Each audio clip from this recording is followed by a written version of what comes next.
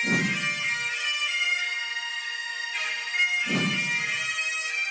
to that piece of lieutenant that's always on his podcast, bashing us, him.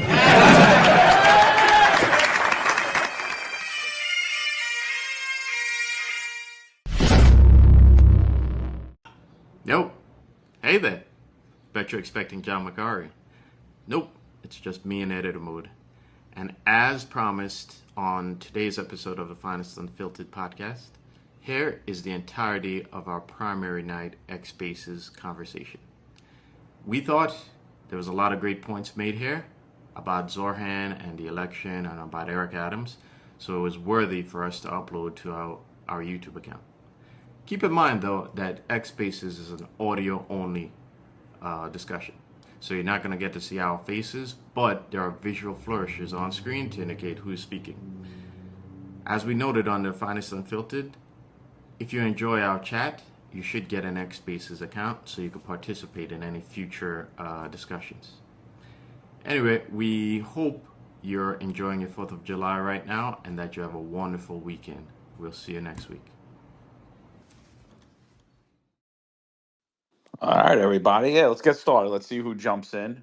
Jack, I just sent you an invite. Pete, what's up? Neo, Rag, Vito, and Enzo's mom. Anybody that wants to weigh in, feel free. Send an invite. We'll bring you up.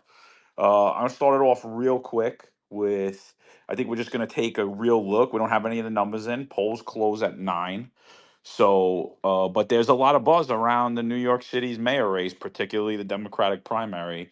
I personally think this is one of the most attention grabbing primaries that New York City's had in my lifetime.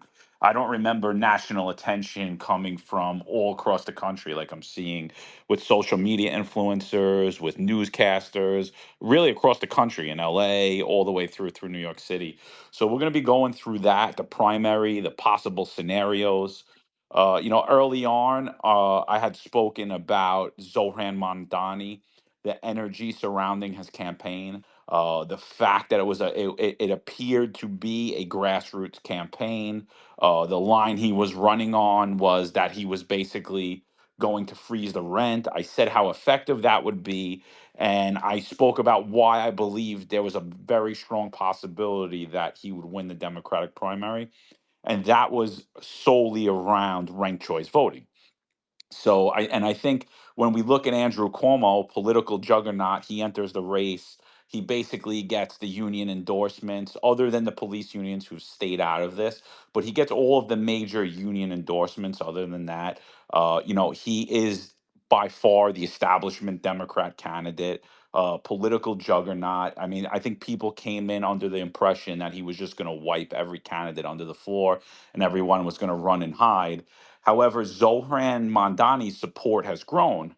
The thing that I think affects the Andrew Cuomo in this primary the most is the ranked choice voting, because I don't see anybody voting and Andrew Cuomo ranking him number two. I think most of the voters that Andrew Cuomo is going to get are going to be labeling him number one, where we see a coalition built amongst the other Democrats on the stage, particularly Zohran Mamdani, Brad Lander, Michael Blake. They're working together, cross endorsing each other, and that plays well when we take ranked choice voting into effect, and it plays well for Zohran Mamdani, who's been coalition building, and Andrew Cuomo hasn't. So, and to be fair, I think in a straight up election, if we just went on a 1-to-1 vote, I think Andrew Cuomo wins. But now he's in a scenario where he may need 100,000 plus votes on top of what Zohran Mamdani gets originally prior to going into the ranked choice rounds, that he needs to beat him. So, I'm curious everybody's scenarios. I'd love to hear everybody's thoughts on it. I have a few scenarios of my own. Obviously, if we get any info, if we get any preliminary data, we'll bring that to you. But I think it really is an interesting race, and I think it has this is going to have ramifications into the general election. I'll just give you three quick scenarios. I think that if Andrew Cuomo comes out the victor, I think Andrew Cuomo is going to be the next mayor of New York City. If he comes out the victor in the Democratic primary, I think Andrew Cuomo, hands down, wins the general election. I think that if Andrew Cuomo does not win the primary, and he stays in the race as an independent, I think he loses some steam and some of his support goes over to Eric Adams. I believe that situation helps Zohran Mondani very much so. It does. It does give a little, a little. It also helps Sliwa, who does have, who had a pretty solid base in his last election, and if he kept that or grew that, it could potentially help him as well. But I think overall, it helps Zohran Mondani and it makes him the front runner in the general. So, and my other scenario is if Zohran Mondani beats Andrew Cuomo in the primary. They go into the general election, and Andrew Cuomo does not go ahead for some reason on that independent line. I think that now all his support moves over to Eric Adams. I think Eric Adams picks up a lot of steam. I think you're going to see a lot of people get behind him, particularly people on the right, in the conservative party, the Trump camp, the Trump base. The media is already with him. If you guys can't tell, and I believe that makes if Andrew Cuomo was to drop out as the independent candidate, if he lost if he lost, I believe that pushes Eric Adams ahead, as he'll have the talking point that he's going to save New York City from socialism. All of this stuff that's being built around Zohran already. He's a socialist. He's going to destroy the city. I mean, I see social media influencers from like the Midwest commenting on New York City primary night. They know nothing about politics other than the fact that Zohran's a socialist, but they don't know really who Andrew Cuomo is or Eric Adams or their policies or what they've done in New York City. So I think in that scenario, Eric Adams comes back and I place him in the front. So, those are my three scenarios that I see. Jack, I know you've been following this along. If you want to just weigh in on your thoughts and give it. Yeah, so first of all, guys, I mean, it's been kind of weird to watch the trajectory of media coverage over the past 4 years from we're going to play this right down the middle and stand behind home plate and call balls and strikes to we're going to take sides on the extreme end of the spectrum in some cases, and then other times we might kind of land in a middle ground. So giving you guys kind of the rundown. The New York Times had a number of opinion writers come out and give their opinion, and they lukewarmly endorsed Cuomo, saying if Mamdani becomes mayor, it's going to be dangerous for the city. There could be mass destruction, foreclosures, all that stuff. He's not a proven leader. So they gave him kind of a lukewarm endorsement, right? Then the New York Post this morning had a back page cover saying you cannot vote for him. They've been giving him a ton of negative press. But then on the left side of the aisle, you have someone like Ross Barkan, who, remember, Mamdani was Barkan's field organizer during his unsuccessful run for state senate years ago. So now there's kind of an obligation to pay that support back now that Barkan is back working the media. So it's been kind of a clashing of the horns in a lot of different ways. And it's amazing to see how the odds have fluctuated over the last 24 hours, right? As I'm looking at them now on Polymarket, Andrew Cuomo has a 57% chance to win the Democratic nomination, and as a result, a 49% chance to win the mayoral election. So, John, I think you kind of hit the nail on the head when you said if Cuomo wins the Democratic nomination, he's definitely winning the election as a whole. As it appears right now, the path to Mamdani winning, although it's open and ranked choice voting kind of leaves a Pandora's box of unknowns in a lot of different ways, it's still going to be hard to top Andrew Cuomo's support base, what he has behind him, the big time donors. And I don't really see a capable candidate waiting for him in the general election. Now, if we do have that situation where Mamdani pulls off the upset, I think this race really starts to open up and people come and speak out because they don't want a socialist man. That's really what it's become about. Do you want a socialist mayor or do you not want a socialist mayor? I think most people are leaning toward the answer saying no, but Mamdani's done an excellent job capitalizing on the political rabidness in the air, both toward Washington and toward Eric Adams and Andrew Cuomo. That's been his whole campaign slogan the entire time. He's bounced between Trump and Cuomo specifically, prioritizing and emphasizing one versus the other, but he's been very much so in the camp of we cannot have these guys. So it's been a very ugly, hostile battle. I'm sure you've seen the articles about various members of these people's staffs who were committing improprieties. I think there's always going to be this type of thing when a primary is about to happen. But yeah, I mean, it's been weird as a whole to see how the media has really gotten behind one candidate or the other. They are no longer objective in this game, and yeah, they're gonna have an influence on those of you who live in New York City and how you want to vote. I'm curious to hear how media coverage has influenced you guys' behavior at the polls as well as we proceed. So with that, I'll throw it back to John or whoever wants to go next. Ron, Rob, Sal, any of you want to take it? Jack, before you get off, I just want to ask you, what do you think about the Emerson poll showing that came out yesterday, the Emerson and WPIX 11 poll showing that Mondani overtakes Cuomo? Well, I think that clearly the polls are very flawed, right? Like we saw the small sample size. We did not get a whole lot of information. And John, the one thing I would point out to you and anyone else listening is notice how these headlines kind of give you a bullet point piece of information and don't expect you to do research for yourself. It says Mamdani tops Cuomo in new poll, but it doesn't tell you who they're polling, what borough they're polling in. I mean, New York City is a city of 8 million residents. Yes, not all of them are going to be voting because they're not all registered Democrats, but I think the lack of conclusive information, definitively speaking, cannot lead you to believe that Mamdani is going to be the winner just based on that information alone. As a matter of fact, all of the odds quickly skewing back in Cuomo's favor as we sit here 20 minutes away from the time that polls close would speak to the fact that those polls were very inaccurate. Well, again, we're going to have to wait and see till we get actual data too. You know what I mean? Obviously, Yeah. Cuomo's been the front runner the whole time, and I think the buzz around the media right now is everybody is kind of soft endorsing Cuomo. Everyone. I heard every Republican, I heard Fox News, I heard everyone coming out on the line. We cannot have a socialist mayor. So I think, and to me, that is an endorsement of Andrew Cuomo. That's what I'm hearing. I also just want to point out, and I left him out, and I believe he's largely left out of the conversation. But there is a statistical ability that Brad Lander, by use of ranked choice voting and the coalition building, could potentially win the Democratic primary as well. Now, I don't have him up there high. I think he would be a dark horse candidate come out of nowhere, but I just want to leave that out there too, is that potential is there as well. And I think as data comes in, we'll definitely see that. Sal, what are your thoughts around the Democratic primary and the buzz? What campaign do you think is really running a campaign? Because to me, I'm like, someone asked me earlier, they're like, I know what Zohran Mondani's running on. I don't know what Andrew Cuomo's running on other than don't vote for me. Don't vote for that guy. He's horrible. Vote for me.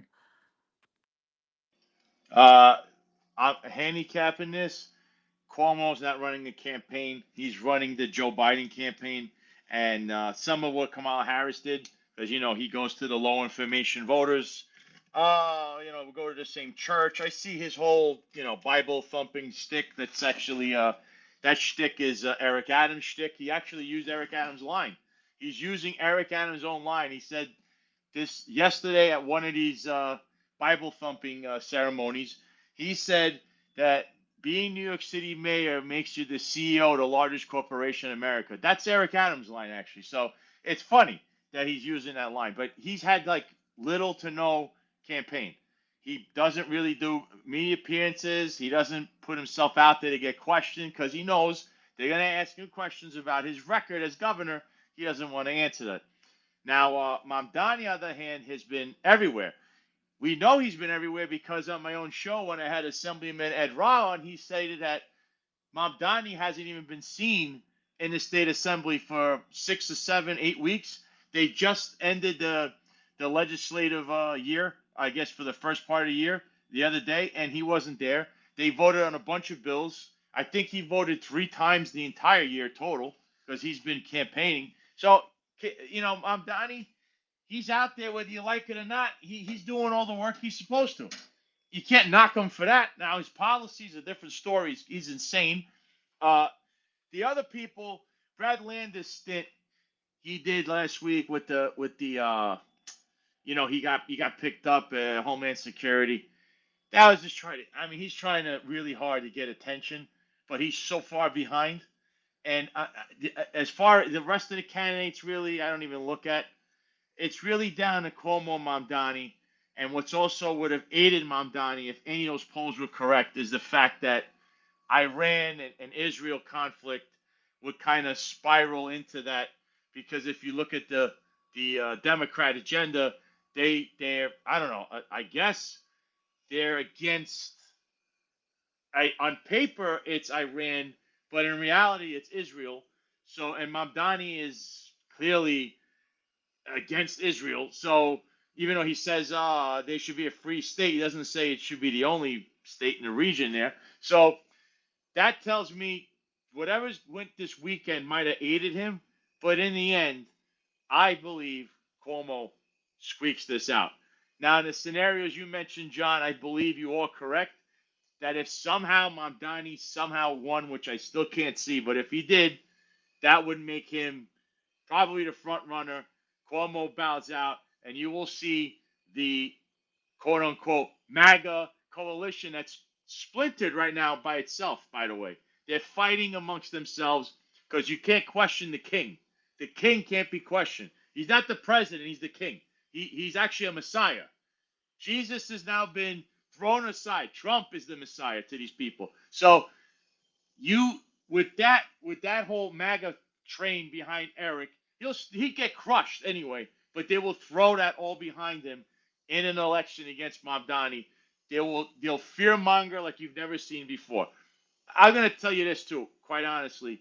If Mamdani was mayor, as bad as you think it could be, you had another guy that was exactly the same. That was Bill De Blasio. You're not gonna. It's not over. New York City won't get bombed. It's just like when you had Joe Biden as president. We're not gonna like it. You're not gonna like it in New York City, but that's what you voted for. One like allegedly America voted for Joe Biden. So I don't see it being doomsday if he wins. Tough, tough. Low information New York City voters won't want this guy. What do you want? You got to go out there and vote, and you can't be a Democrat apparently. The other scenario is, of course, if Cuomo wins, I don't think then Mamdani steps down because I think he's going to stay, and it will make it a four-way race.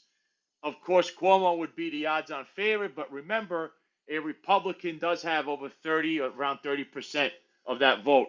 And in a four-man race where you have Eric, Mamdani, and Cuomo, and of course Jim Walden floating around, Curtis might sneak by, but the narrowest of margins. So I think people tonight would want to root for Cuomo if you are a conservative. But again, if he loses, I could see him saying, "The hell with this." I don't think he would stay in the race because it'd be embarrassing. And then Mamdani would mean Eric Adams is going to become all of a sudden the MAGA Republican candidate. I could tell by the Republican Party they're not really backing Curtis. There's no real mention of Curtis, yet he's the Republican candidate for mayor, and we don't even hear anything from donors. They don't have any fundraisers, and I think that's disgusting because deep in the background, and they basically a lot of these donors we're gonna call what they're clout chasers, and they want to be around people like Cuomo and Eric, and they want to take pictures. They're self-impressed, and that's what they're really all about. They don't really care how New York City rolls because they're rich and they don't care. They'll just say, "I'm part of the power structure." But that's what you need. You need money to get the vote out, and Curtis is that's where he's lacking in. That's where his problem is. I saw Jim Walden over the weekend. He was in the Bronx. Great grounds work by him, but he's an independent, again, he's fighting both systems, which is going to be even harder for him. And it's not like he could fund his own campaign the way Michael Bloomberg did, who, by the way, now is backing Cuomo. So again, I expect Cuomo to squeak this out, and I still see a four-man race. It's unfortunate that the election tonight, instead of getting the results tonight, thanks to this scam of ranked choice voting, which is a scam by the Democrat Party, you'll not know about anything for days. So you're back to, oh, well, the election night means election week or whatever they're going to make it. So, again, I don't know what's going to happen there because, we know what can happen when there's days upon days of voting. But I still see Cuomo barely. If he wins, if he doesn't win by a lot, he's gonna win. He's just gonna win. He's gonna win regardless. And if he doesn't, I'd be totally stunned, and I would really throw the John McCarthy scenario into the fire with Eric Adams. But John always told you guys, be careful because Mamdani's running a campaign. Mamdani ran a campaign, and now you're seeing it come to fruition. He's the one guy that's out there all over the place, other than Curtis, who doesn't count because he's a Republican. The Democrat side, Cuomo's not running a campaign. At some point, he's going to have to, because once you get into the four people in a general election, you got to come out of your shell because it's staying in your home and doing the Bible thumping, low information thing. It's not going to work for you. So again, this is going to get interesting. I don't know why we're going to wait a week, but those are the rules in New York City, and you just got to hope that you don't have this guy Mamdani win because that would anoint Eric Adams as the front runner again, unfortunately. So, John, you were right about your analysis. Everyone should give you a clap. Uh, Yeah. So and I that's mean, my listen, take. I don't know who wants to go next. again, like again, like I'm saying, like I think that if Mondani comes out the winner and Andrew Cuomo stays in the race, that makes it a five-man race. I think Zohran could pull it out very easily because I think although Andrew Cuomo is going to lose steam and Eric Adams will pick up some, I think that the favorite at that point becomes Zohran Mondani. If Cuomo comes out as the winner of the Democratic primary and Zohran becomes the Working Family Party candidate, then it still remains a five-way race. And I think then I think that Cuomo will pull that off. But my scenario is that if Zohran wins and Cuomo bounces and he leaves the race totally and it becomes a four-man, that's when I think Eric Adams is his campaign's resurge. So I want to welcome to the stage Peter Moskos, author of Back from the Brink, John Jay Professor, former NYPD. Check out his book Back from the Brink. It really titles in broken windows theory of policing and how the NYPD and the strategy that we deployed at the time, coupled with the politics of the mayors at the time, really brought New York City from a city of crime to the safest big city in the world. So, Pete, what's up, brother? How you doing? Very well, sir. So, if you could just give us your analysis, we appreciate it. Yeah, I was not NYPD. I was Baltimore City briefly back in the days. But thanks for the kind words about my book. The audio book came out today, by the way, so cops who don't like to read can learn about the crime drop of the '90s. Um, the idea that Mandani, I think he'd be far worse than De Blasio. It's not just De Blasio plus. I mean, first of all, I would not be stunned if Manami wins. Now, I live in his district, so maybe I see it. But he, as you said, he is running a campaign, and people will vote for somebody they meet. And in the Democratic primary, you don't need that much. By the way, you said everyone who votes for Cuomo puts him first. I rank Cuomo fifth. I don't like the guy, but I wanted to rank him if it's if it's between those two. But De Blasio knew that crime was his Achilles heel. I mean, he did appoint Bill Bratton, leaving whatever you think of him, like who the hell is Mandami going to appoint as police commissioner? This is a police abolitionist suddenly who's running a police department. I mean, he could have Tiffany Caban as the police commissioner. I don't know. Then he defunds the police. And if he has a compliant city council and they don't grow up and, if they get what they say they want and don't have a mayor to veto him, I mean, the impact on public safety and the NYPD could really be catastrophic. De Blasio, faults and all, did not want to destroy the NYPD. I definitely I hear what you're saying. But at the same token, I take us back to 2020 when, you know, everybody was pushing defund the police, including the mayor of New York City, and including the current mayor of New York City, where he said not only was he going to defund the police, he was going to lower the headcount of the NYPD. This is Eric Adams that I'm talking about. He said this on a Hot 97 interview, which I've played on the podcast numerous times. And he also said he was going to use civilians to police protests and to police parades and events. And that to me, when I listened to that, I was listening to, we had Zohran Mamdani on the podcast as well, and he broke down his division of community safety or whatever it's called. And it was Eric. It was I was like, wow, I'm listening to Eric Adams in 2021 campaign. And he didn't let you get a word in edgewise. Campaign. Well, then he filibustered us, asked us a question, and ran off the podcast. But that's besides the point. But my thing is, like, I hear what you're saying. It could always get worse. Because I was the guy that said, I was like, it can't get worse than Andrew Cuomo as the governor and Bill De Blasio as the mayor. It can't. But see, even De Blasio came into it, and look, I'm no fan of De Blasio. Uh, he still came from the Democratic Party at some, yeah, the progressive left side of it. He wasn't advocating a revolution. He doesn't. I mean, and I don't know. And I'm saying Zandami literally is, but the DSA platform, wants to rewrite the Constitution and abolish capitalism. I just would love to hear him say, I don't want to do that, but maybe he does. And why does no one ask him these things? You didn't, yeah. I wish he had been on Unfiltered longer. Well, yeah, he was supposed to be on an hour, and he ran off in about 20 minutes. So we were going to get through all that, his stance on Israel, because he did at one point. I think the scary thing that he did say was, I'll use the NYPD to lock up Netanyahu. I mean, which is insane. I mean, it's because we don't even have the ability to do that as police officers. So it's like, what are you talking about? Like, who's prosecuting that crime? Like, even if he was guilty of war crimes and all this other nonsense. So I mean, I think his But grasp on what the office of the mayor is out there. But the thing that concerns me is the amount of young people that are voting, the amount of young people that I spoke to that are voting for Zohran. We've seen a really vibrant campaign. You've seen him like pack out clubs. He's had hundreds of people on the ground every day for months. And now he gets Emily. I'm gonna destroy her name, but one of the biggest supermodels in the nation, Emily Ratajkowski, coming out and endorsing him wearing a Hot Girls for Zohan shirt. And I think he's got a lot of energy behind him. But again, I don't believe he beats Andrew Cuomo in a straight up race. I think that ranked choice voting comes into play here a lot. And he was coalition building, and Andrew Cuomo was not. And I I still don't. Can you? I don't understand.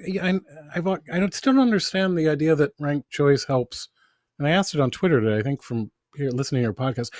At some point in ranked choice, it does come down to a one-person race between Cuomo and Mandami, right? How does ranked choice help Mandami? because you're ranking these people, right? So you're ranking Mondani. Let's say you rank let's say you rank Mondani 2 and Brad Lander 1, and now we're in the third round, and Andrew Cuomo still. I'm sorry, we're in the last round of voting, and Brad Lander drops out. All of Brad Lander's support, who ranked Zohran Mondani number 2, goes to Zohran Mondani. That number But 5. if it weren't ranked choice, wouldn't Lander literally drop out and would still come down to a two-person race?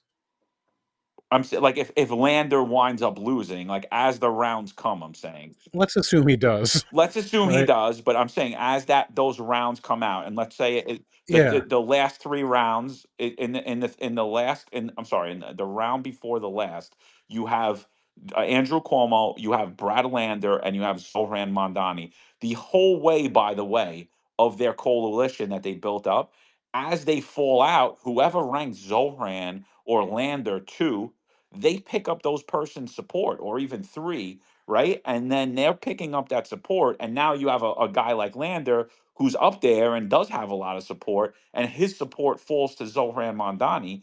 He surpasses he surpasses Andrew Cuomo because it's not a 1-to-1 vote, you know?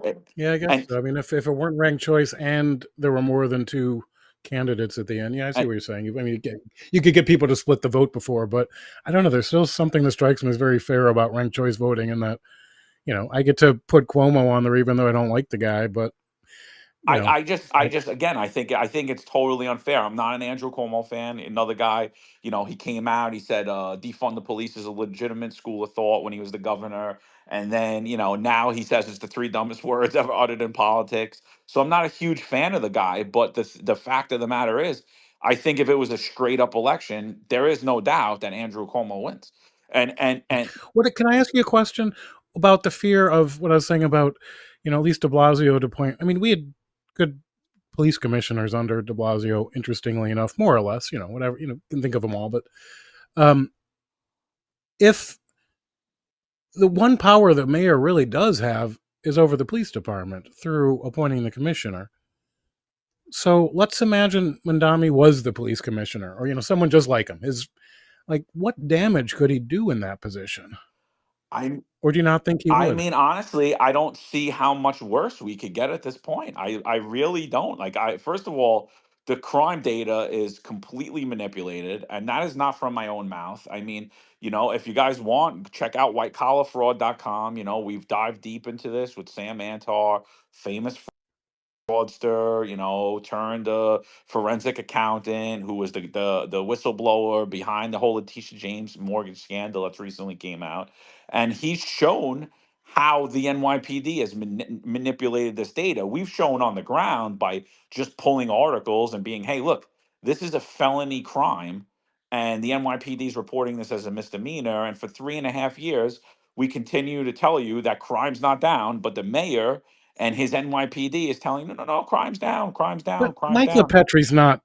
I mean, he's not making up shoot. The shooting numbers are legit.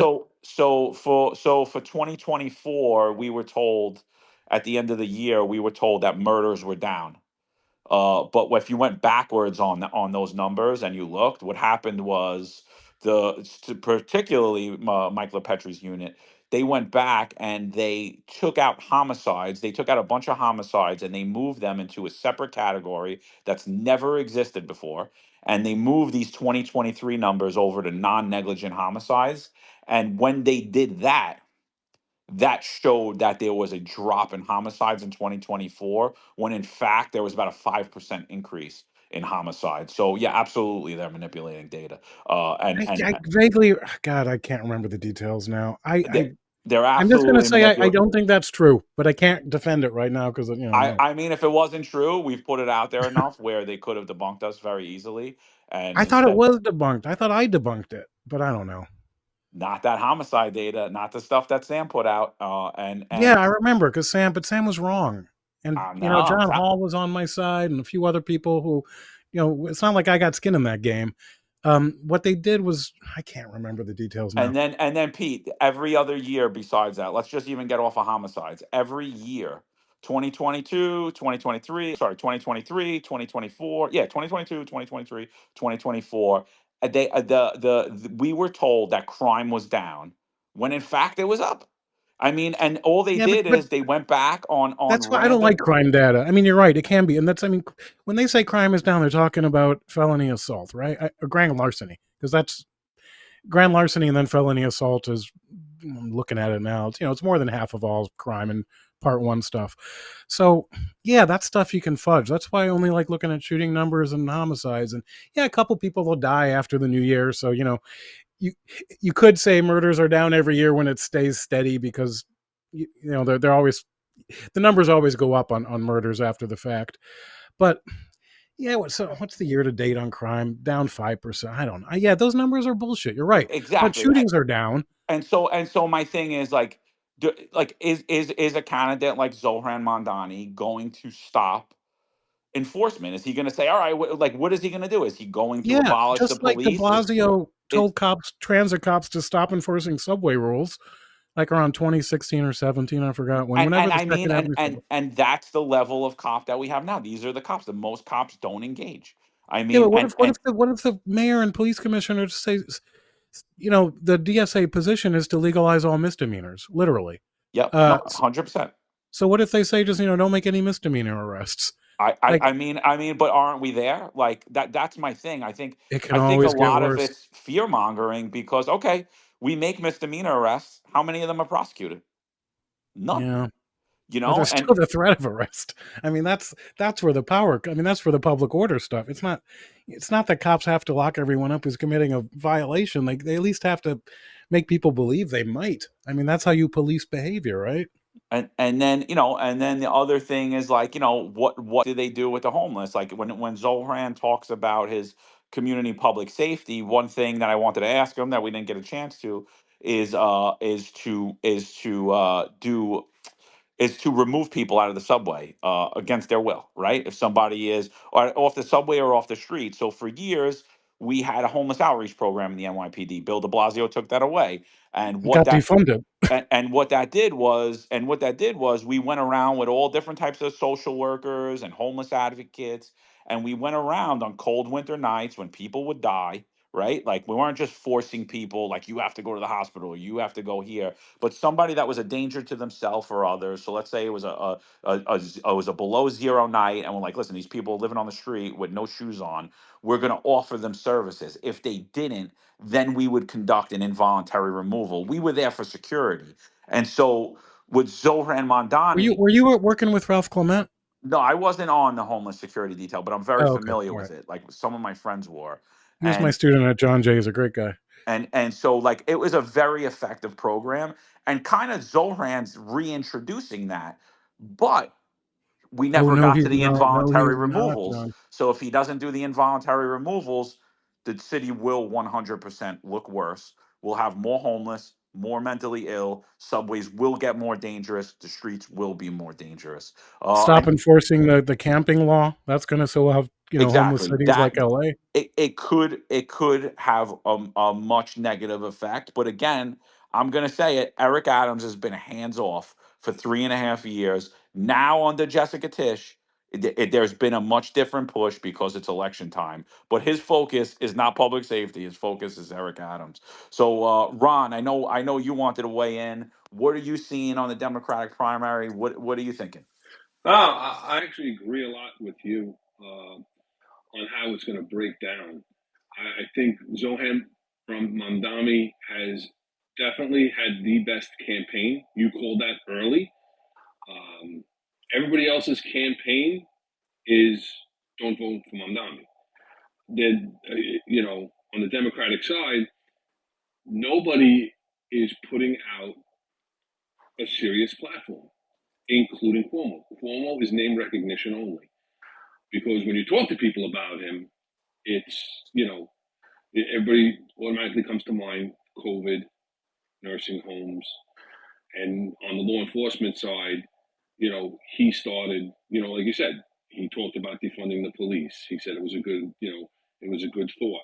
He also signed into law a lot of negative reforms, or reforms that had a negative impact, I'll say, on the criminal justice system, as far as there's other arms of the criminal justice system, right? We have the police, we make the arrests, but if the arrests are useless if they're not going to be prosecuted on the other side. With the district attorneys like Alvin Bragg and go up into the Bronx, you just don't have people that want to prosecute crimes. Like you said, how many misdemeanors are being prosecuted? And then let's peel that back. Let's peel that onion back one more layer, John. How many felonies are being downgraded to misdemeanors? Even if they're arrested for felonies, they're written up as misdemeanors, and then they're pled out as violations, if at all. So it goes even deeper than just the misdemeanor conviction rate, because that affects the felonies also. So you have this. You have Wait, Ron, hold that thought 1 second, dude. sure. Hold that thought 1 second. Joe Anuta from Politico, he just puts out New York Times website, New York primary election results, 177,146 votes, 43% going to Zohran Mondani, Andrew Cuomo in second with 139,000 votes, 139,695 votes with 34% of the vote. In second, Brad Land, and third, Brad Lander, 54,000. 635 with 13.3. Again, this is preliminary. This was updated at 9:04. They're still counting votes. So this is coming out again from right now from the New York Times. So And sorry. yeah, and if I can just add one more thing before we throw it back to Ron real quick. Do keep in mind, guys, that only 38% of the vote is in, right? Like, just as I was talking about sample sizes with the Emerson poll that was released this morning that we all went crazy over, same kind of deal here. And we don't really know like what demographics have been counted either. Are they 30 or is 90% of that 38% from Queens? Are they from the Bronx, Manhattan? What's the breakdown and distribution there? So yes, I mean it's an impressive lead, but we're still in about the fourth or fifth inning, if I can give a baseball analogy, and it's still only a 2-1 ball game. That's kind of where I would put things right now. No, 100% agree with you. Like Jack said, Zohan's pulling a lot of support in Queens. So if that is Queens, that might not really be a true telltale of what the entire election looks like. Obviously in parts of southern Brooklyn, places like Staten Island, if those aren't counted, more conservative districts, you will see more of that sway towards Cuomo. I expect him to get the over lion's share of all of the red parts of New York City. So totally agree with you. Ron, sorry to cut you off, brother. I just wanted to bring in those updates. No, absolutely. Let's just stay on that then for now. Let me ask you a question because I'm not that familiar. Maybe Jack can answer or you can answer. Those numbers that are being put out, are they inclusive now of the early voting that they're now going to tell us who was voted for in the early voting? Jack, do you have that? Would you know?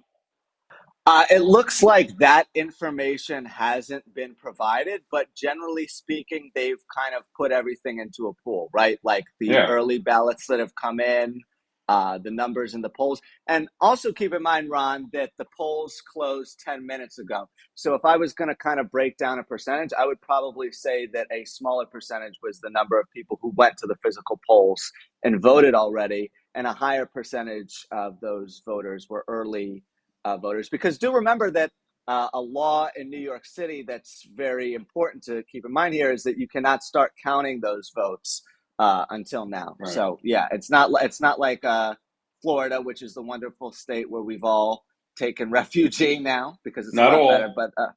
But aside from you and Marlon, at least. But yeah, I mean it's a little bit different in that sense. So yeah, thank you for that question, Ron. I think it's an important point of clarification. Can I throw in some details? It does. The New York Times, it does break it down by borough. So 39% of Brooklyn and Queens is reporting, and those are heavily Mandami. The Bronx is only 29% of votes in, and that's heavily Cuomo. So Yeah, so I mean, either way, I think it's still. I mean, it's still nobody was expecting Zohran Mondani to take an early lead either. So I mean, I would think it's pretty alarming to the Cuomo campaign. I'm looking at all the right wing influencers right now, and they're all an hour ago saying, they were reporting the polls that Jack had talked about earlier. The thing that Cuomo's surging without the numbers. Cuomo won the day, but I think what we're seeing is this is shaping up to be as close of a race as that Emerson poll predicted. And I'll tell you right now, I didn't think that he was going to lead at any point. So this is definitely going to be alarming to the Cuomo campaign. And again, I'm not going to be shocked if Zohran Mondani pulls this out because I believe in a close race, Zohran Mondani wins hands down easily because of ranked choice voting. So sorry. Right, but now again, so early voting had a large turnout for this election. I know Jack put out those numbers, and I believe it was almost 2-1 compared to the last election cycle for early voters. And that seems to have been a younger crowd, and maybe leaning towards Zohan. Now he's got a 10% lead right now. Again, Brooklyn and Queens, as Pete said, were the heaviest results that are in. Those are heavily Mondamis. So we don't know. And right, with ranked choice voting, again, correct me if I'm wrong, because I'm not the most astute with this. If someone doesn't have 51%, then we go into the ranked choice, and then it's a different game. So if it's close and we go into nobody has 51%, and that lead dwindles, the importance of the ranked choice comes into play. And those 50,000 votes, are a big deal if he was ranked number one, and now we go into the second round, so his votes no longer count. They go to the people's, choice. So, the whole ranked choice thing. Just, I know Peter, you're a fan of it. I just think, I'm not sold on the idea, and I think it's again like Sal said. we're not going to know. We're not going to know until next week who the winner is, unless it's a complete blowout, unless somebody comes out tonight and the numbers are so high that it's a clear winner, which I really highly doubt. We're not going to know until next week, because then it goes into these rounds and everything. But it's not continuous voting. It's just breaking and peeling back the ballots. So, all right, who did you rank number 2? Who did you rank number 3? Let's go there. So Yeah, but Mandami and Lander, this is again preliminary, but they got 56% of the vote right now together. So Paperboy Love Prince is not doing so well. I'm sad to report. yeah. First, he was my number one, Paperboy Love Prince, and we did a podcast with him too. So check that out. I thought, honestly, I actually was He was far more reasonable than I was one of the expecting. funnest podcasts I've ever done. I think we spent 3 hours with him. And honestly, like, some of his ideas were pretty lucid, and I liked. I mean, getting rid of the police department and putting the love team, I wasn't totally on board with, but I liked listening about it. And Yeah. but so like that, he was an interesting character. But I gotta say, I want to award Paperboy Prince because he deserves it. I think I put out today, he raised $165, as Yeah. opposed to all the other candidates combined. They raised about $45 million, right? So Paperboy Love Prince, $165. His campaign ad video for the Democratic primary is by far, hands down, artistically, the best campaign ad, where it's him as a clown coming in to send in the clowns and vote for a clown you can trust. And basically what he was doing was trolling every Democratic candidate, saying, you're all a bunch of clowns, but I'm a clown too, but you can trust me. And so I said early on, this is the best campaign video, and it held true throughout the whole time. So shout out to Paperboy Love Prince. Yeah, that was a good interview, and I agree. It was a lot more informational, and he was articulate, and yeah, it's a shame he only raised $165. And John, how much of that was yours? Come on. But yeah, but back to the platforms, and again, on the Democratic side, what are their platforms? Everybody backed off of their 2020 stance of defund the police. And like you said, Cuomo is now, oh, those are the 3 dumbest words, but those dumb words came out of his mouth also, as well as appointing the majority of the parole board, who are now releasing at record numbers cop killers. So So Ron, I just want to jump in 1 second. So this is what Chris Sommerfeld is reporting. Chris Sommerfeld's a reporter for the Daily News. He's been banned from New York City mayor's press conference. They haven't called on him in months, and then he spoke out of turn because he hasn't been called on to ask any questions. And the mayor's supposed off-topic Tuesdays, because you can't ask him any questions unless it's an off-topic Tuesday. So they just completely ignored Chris Sommerfeld. Great reporter. Check him out on X. But he says polls are now closed in New York City, and the first results are starting to trickle in, with almost 20% of the scanners reporting Zohran Mamdani is up. But these first few dumps have mostly been early voting / absentee ballots, which likely favor Mamdani. I don't know why he's saying they likely favor Mamdani, but he's saying that these are the absentee early voter ballots. These actually aren't even today's votes.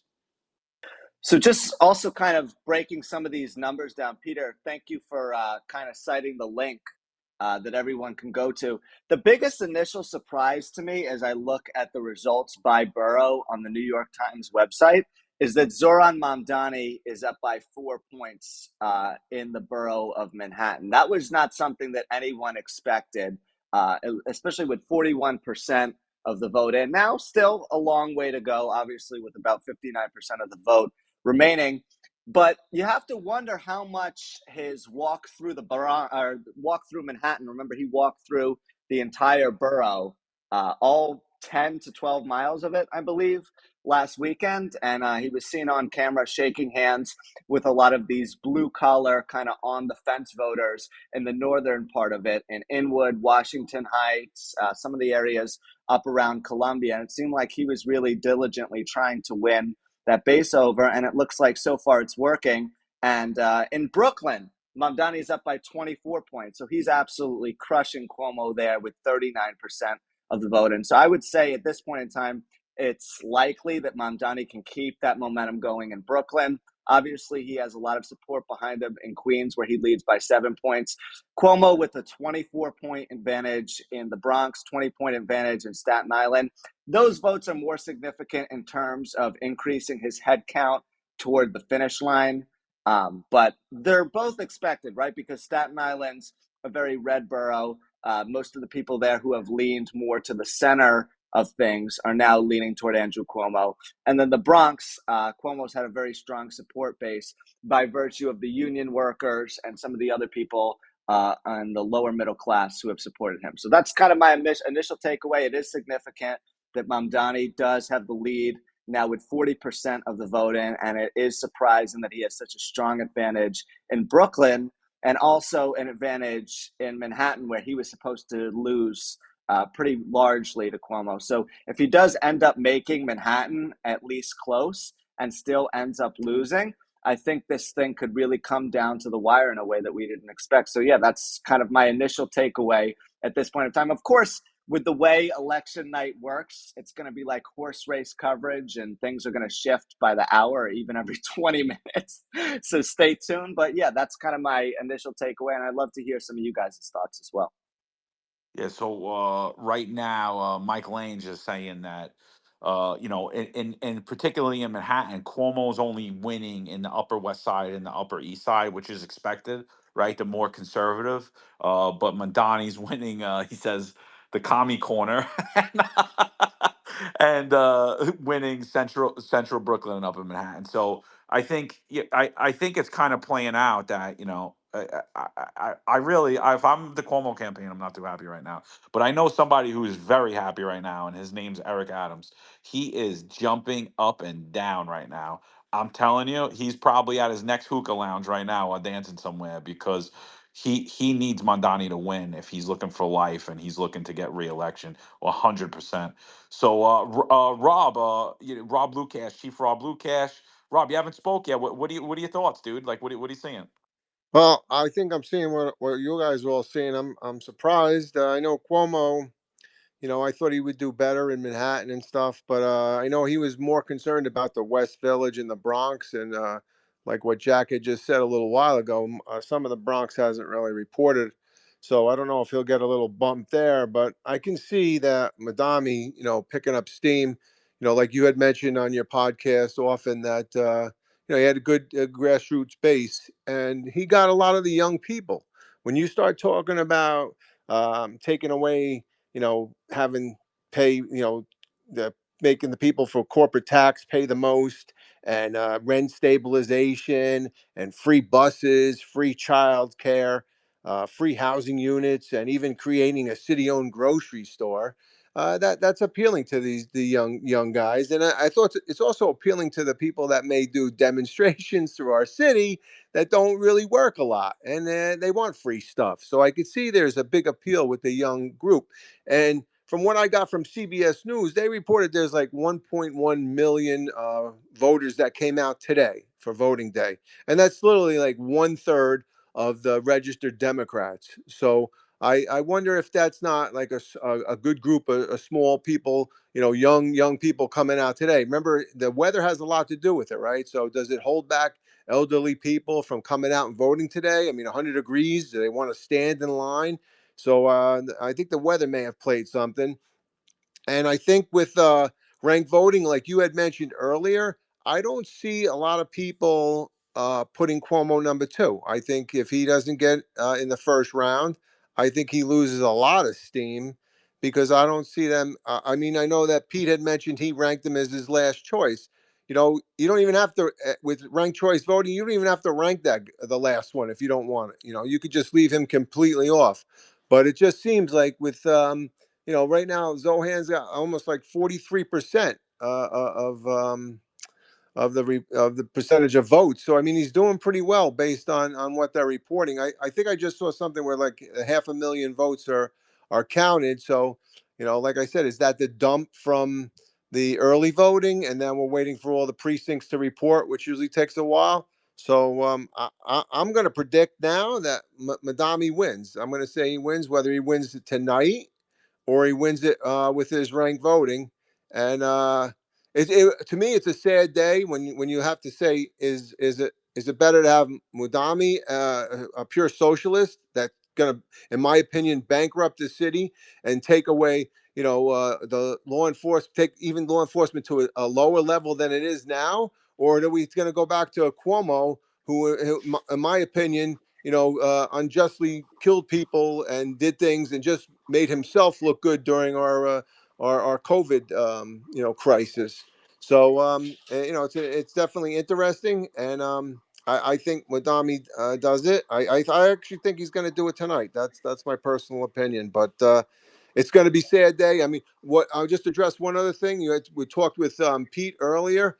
Another way to hide homicides is you don't classify them, right? You put investigate DOA. And when you investigate DOA, you wait for the medical examiner to review the case, review the person, and then the squad will decide whether or not they're going to classify it.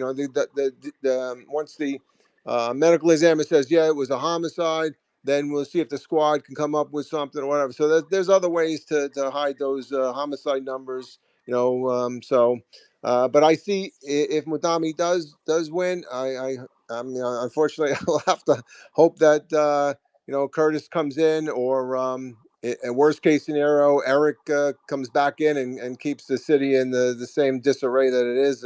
But I could see it being completely sunk if Madami gets in. So that's my quick take on it. All right, thanks. We got a little news to report. One, I know you guys are going to be super excited, especially all of us former NYPD and supporters of the police. Jamani Williams remains public advocate. New York One's reporting. They're calling it. I don't understand why we can't get a decent candidate for public advocate. I don't know. Maybe I'll look to be the public advocate next. I don't know. So let's see. I just don't get it. So now we got some more updates. Zohran, we're getting about half of the vote in now. 44.46% of the vote is being scanned so far. Zohran Mondani's in the lead with 252,424 votes.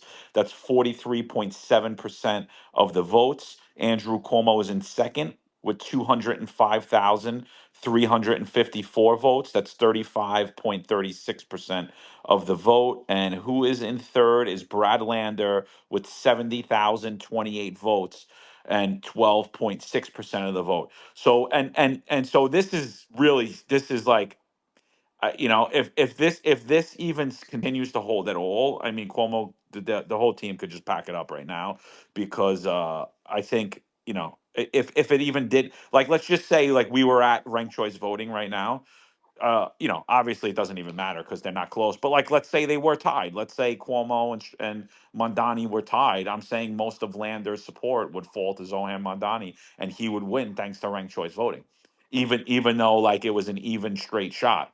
So let's see. I mean, 43.7%, 6% of the vote. Like I said, I think the swagger man with no plan is he's celebrating right now. Uh, John, John, John, John, what is the voter turnout? Because if you hear these numbers, like I see that if Cuomo's behind in Manhattan with a low or high turnout, that's what we need to know. What is the percentages of those boroughs? Because he may not be able to make this ground up. Like you said, the Bronx has the lowest turnout. The Bronx might be on par with Staten Island, and their population is probably double in Staten Island. So if we don't know the voter turnout right now, you don't know what's gonna, because you're telling me he's down 8 points, but he's so far behind in these other, like Manhattan, he's down 5 Wait, points. let me But what's the let, voter let me turnout? give you from Board of Elections at 7:30, right? At 7:30, All right. we had a total of 930,505 votes. That includes early voting, right? Manhattan Okay. 272,000, Bronx 97,000, Brooklyn 336,000, Queens 193,000, Staten Island 29,000. so, He's in trouble. so He's in trouble. a couple of noteworthy pieces of information that have come out since before Rob came on, believe it or not, because that's how quickly things are changing. The odds when we came on the air tonight were about 60-40 Cuomo's favor. As of 30 seconds ago, in terms of who will win the Democratic nomination for mayor, and this is obviously per Poly Market as well, Zoran Mamdani has, get this, guys, a 93.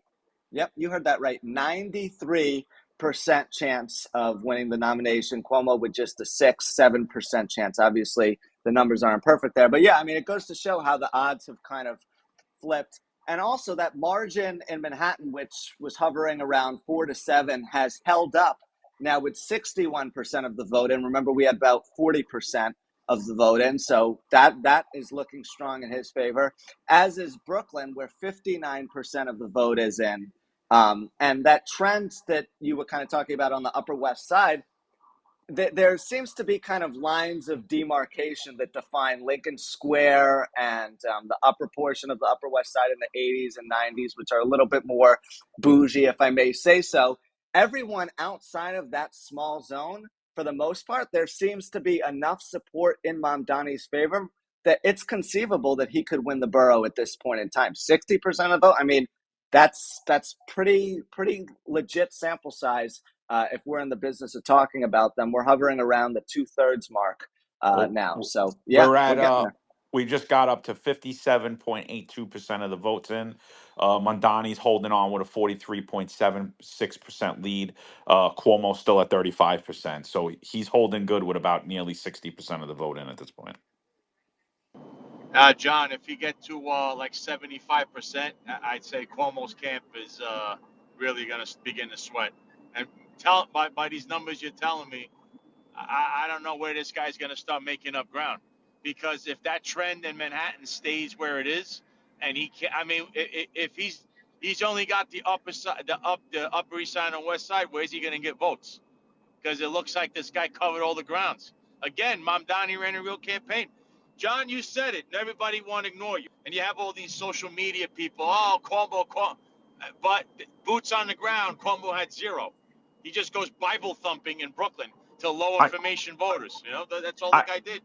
I mean, the problem is really when you just look at the establishment Democrat Party and Republican Party in New York. I mean, it's fractured, it's broken. Anybody with a new face and a plan that comes in is really gonna surge amongst people that might not even like them that much. They're just like, I don't want to hear about Andrew Cuomo or an Eric Adams or even a Curtis Sliwa. Like, like we're getting a lot younger voters today. You're getting people more energized coming out of college, more in tune with civics, more willing to get involved. And I think, a lot of people that don't necessarily like Zohran Mamdani's policies are just going that way because they're just sick of the status quo. The other thing that's brilliant about Zohran Mamdani's campaign that nobody hones in on is, he says that he's going to freeze the rent. Right? Does that mean he's going to freeze everyone's rent? No, he's not going to freeze everyone's rent. He's going to freeze it for rent controlled apartments. How many people does that cover in New York City? 2.4 million people live in rent controlled apartments across New York City. So let's just say he was able to turn out 1/3 of those people, 800,000 votes. He easily wins the hand of the mayor. Now, that's without any other support. That's just on those one voter issues. Who doesn't want their rent frozen? He's saying he's going to freeze your rent, and honestly, between the boots on the ground, the way his social media tactics were with his little videos that have been very popular. Again, he came on a police podcast. Eric Adams was afraid. Cuomo was afraid. Stringer, a lot of other people did come on the podcast, but like he came on a podcast that was in direct opposition to him to go out and speak to people, and he did pretty well. Yes, he filibustered us and he ran off in about 20 minutes. But I mean, I had to give the guy credit. I'm like, this guy's willing to engage. He has a clear message, and again, everyone. I think Ron said it. Every candidate in the Democratic Party is don't vote for that guy. He hates Jews. That's their campaign. It's like, well, okay, but why am I voting for you?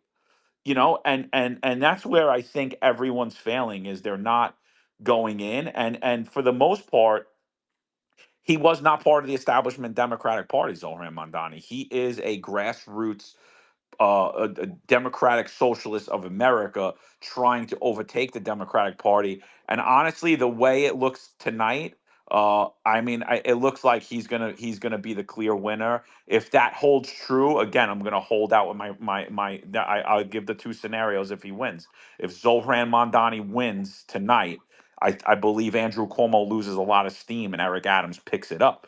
But if Andrew Cuomo holds on to that independent line and still keeps it a five-way race where it's Zohran Mamdani, Andrew Cuomo as an independent, Eric Adams as an independent, Jim Walden as an independent, and Curtis Sliwa, I still say that the race, the general election, is now favored for Zohran Mamdani to win, because I believe that the support that Cuomo loses to the support that Cuomo will lose to Adams, it's only gonna help Zohran even further to win in a straight up election, because they're basically all just splitting the Democratic vote now. So it basically almost seals a Zohran victory. The only way I say this changes is if Andrew Cuomo drops out after tonight, if Zohran wins and brings it to a four-man race, then I believe Eric Adams picks up all of Andrew Cuomo's support, and in that scenario, I believe that Eric Adams is going to be favored to win re-election,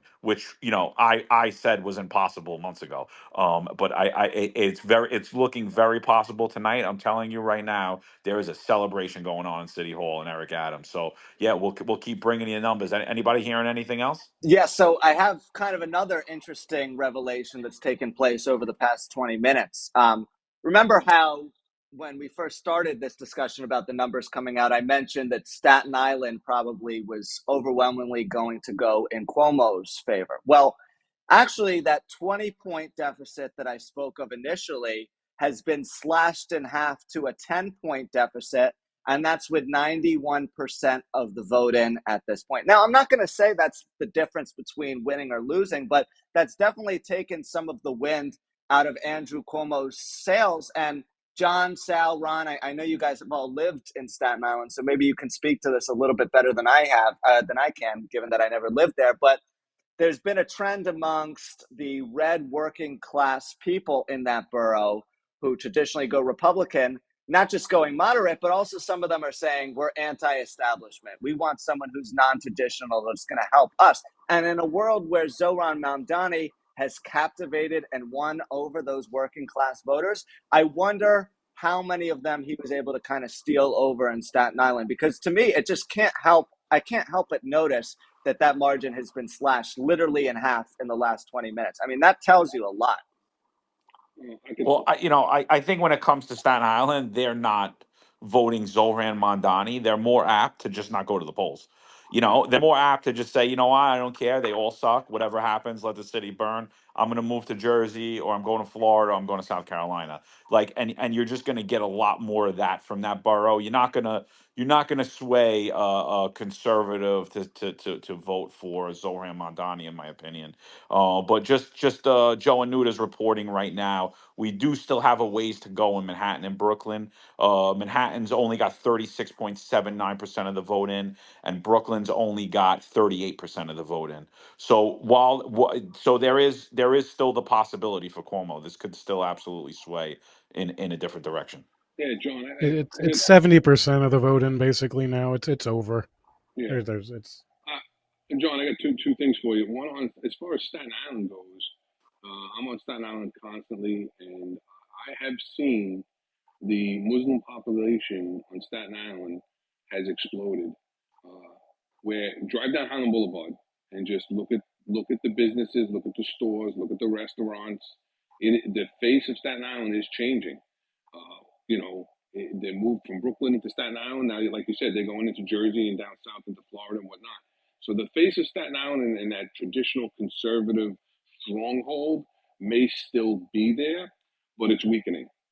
That's how I see it on Staten Island. And the second thing is, I don't think we're going to have a clear winner tonight.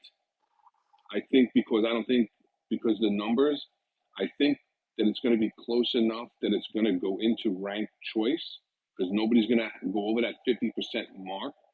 And this is where I think that Zohran is going to take a bolstering lead, is because people are either voting for Cuomo or not voting for Cuomo and not ranking him at all. So I think that he's going to pick up so many less votes than Zoran is going to pick up once we get into the ranked choice rounds.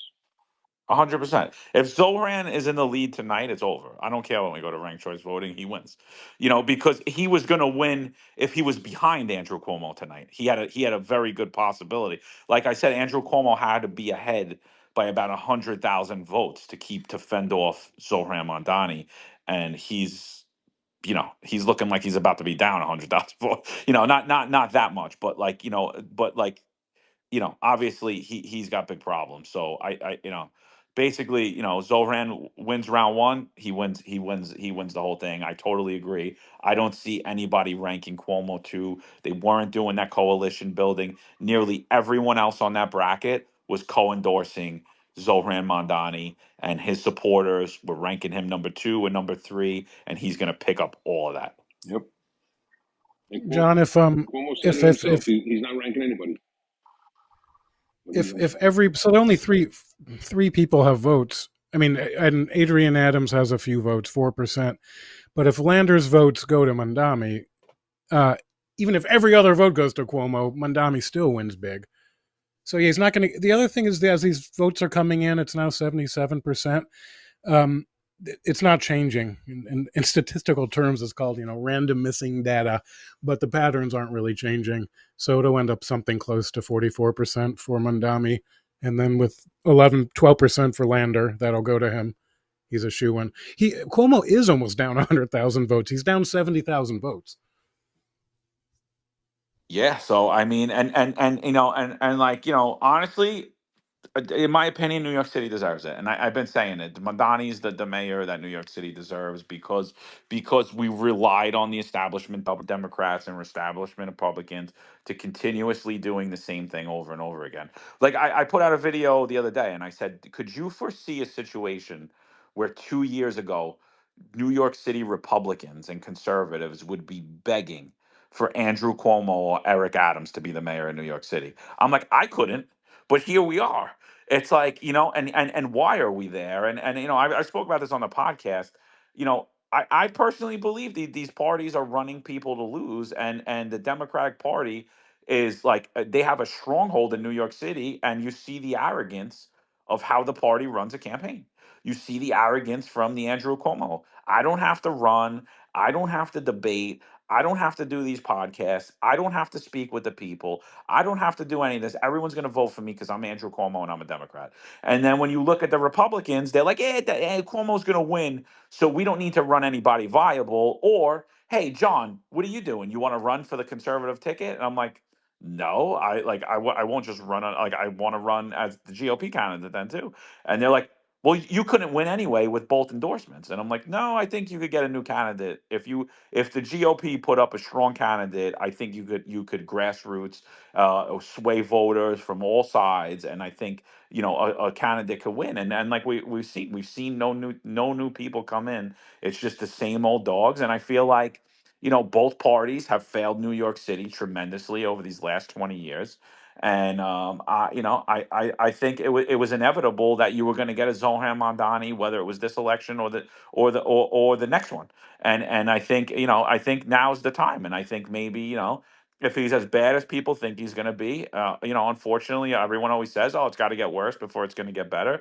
Maybe we're going to see that it gets worse. But again, if Mondani wins tonight and it looks like he's the clear winner, he wins the general. And then my focus is now just shifting. Does Andrew Cuomo stay in? If he does, I'm predicting that Zohran Mondani is the next mayor of New York City. If he doesn't, if he doesn't stay in, I think Eric Adams is going to get enough steam to pull it off. Yeah, and the odds, John, would reflect that as well, right? So Zoran Mamdani now has a 71% chance of becoming the next mayor of New York City and a 99% chance of winning the mayoral race. Speaking of which, by the way, I think this election has kind of shaped the way that people are going to be gambling on elections going forward. $49 million have been placed on the Democratic nomination. and $1 million on the mayoral election. That number obviously is going to go up as we move closer and closer toward November. But our other How do we cities, gamble on it, Jack? Because I didn't know. I would have put money on Mondani. I mean, I was saying it for 3 months that this kid's gonna win. how do you actually go about doing it? I'm not sure about the logistics. You would have to talk to your local state gambling provider to iron out the details regarding that, because gambling A- laws do vary Any by bookies? state. No, no, I'm only kidding. Oh, I thought you were an ex-cop, so that might be a trick question in case you're still undercover. But no, anyway, yeah, I mean, it's crazy to see the amount of money being put in this election. 49, and you can bet on anything ranging from which borough will be won by who's going to finish in third place. $101,000 have been placed on Brad Lander being the third place winner. That seems like it's going to be a good bet. So we're doing parlays and the whole 9 yards, and whoever understands how to handicap this thing is going to end up being rich this year, and then handicapping gubernatorial and mayoral races going forward. So yeah, with that, I'll pass it along to Hey, Marlon. hey, Jack, Yeah. didn't this is like how many races in a row now? Mike Bloomberg has thrown his money and support behind someone, and they end up losing. 'Cause he jumped in, he threw a lot of money behind Cuomo, and I mean, John will get this, but John, I think one of our dear friends in the Bronx might not be having a panic attack tonight because their friend Cuomo is actually, I would say, he's getting humiliated because who saw this one come? I know you did, but I thought he would squeak it through like 51-49, something like that. He can't come 100. If he's down 100,000 votes with that ranked choice vote, and he's not making that up. I'm sorry. This is bad. Yeah, I mean, I foresaw Cuomo coming out victorious tonight and losing in ranked choice down the line. I did not see what the hell is happening right now. So, I mean, so it's a lot of the stuff we were seeing around Cuomo was all social media hype. Remember they were telling us, "Oh, there's only two polls that have Mondani winning, and one was by Justin Brannon, and the other one, that other poll was not enough data." And so they were attacking Mondani and saying that his base isn't that strong. It's really Cuomo. And then what we really learned tonight is that it was the exact opposite. All that hype and buzz around Andrew Cuomo was all bullshit. Excuse my French. I'm stunned. I really am. I thought it'd be a lot closer. I mean, but again, this guy outworked him because remember, Cuomo did not campaign. He did the Joe Biden. Oh, I can do what I want. And meanwhile, he had a lot of negatives, which I think, I just hope he stays in there because the only shot Curtis Sliwa has is if it's four people, only because they'll all be vying for that vote on the other side. But the way this looks, if he drops out and says, "Oh, I'm done, Cuomo," that shifts over to Eric Adams now, and some of the people that did vote for Cuomo or voting for him or anything in his primary and just watch what happened, they might completely shift and go back to Eric Adams now too.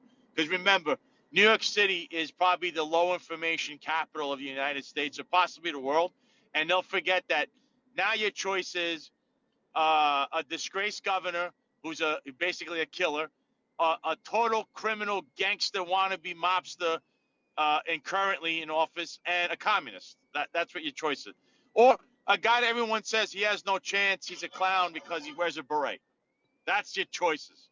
I don't know why people wouldn't be voting for Curtis, but that's why they're all getting behind Eric and Cuomo. Only now Cuomo will be dead in the water after this.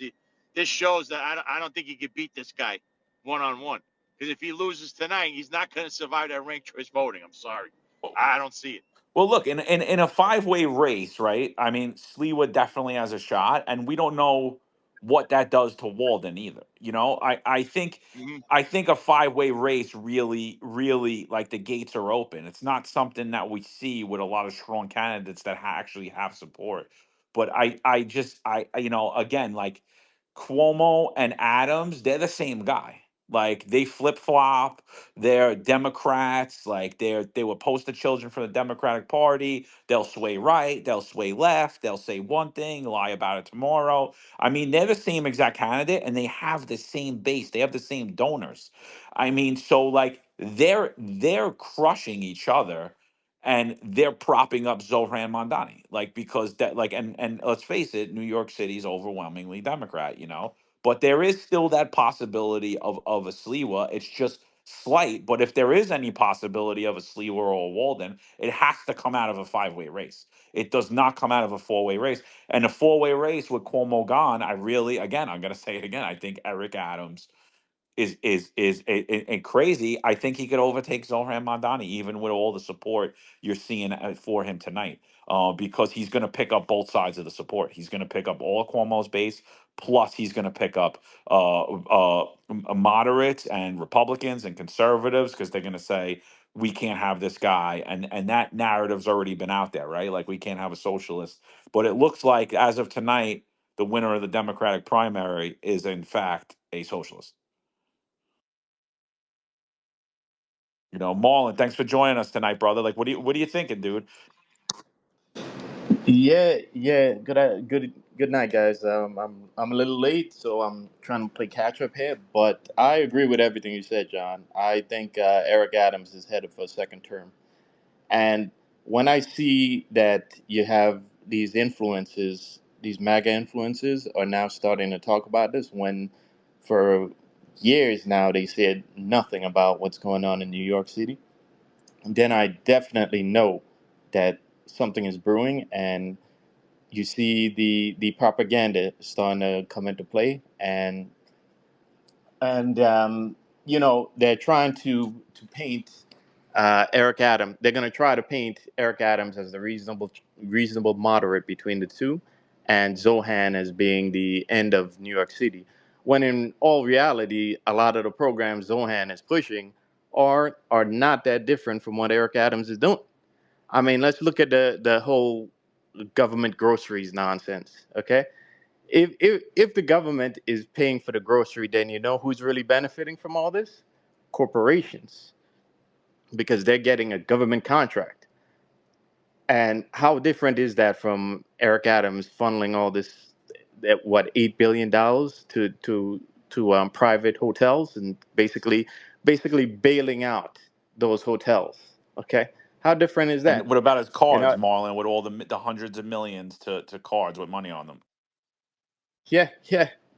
If you look at all these policies that Zohan is proposing, you can't say that it's that far off from things that Eric Adams is doing. He's already pushing for the civilianization of the police department with this, with through Jessica Tisch and the Q teams, which, if you've been paying attention, the Q teams, they integrate.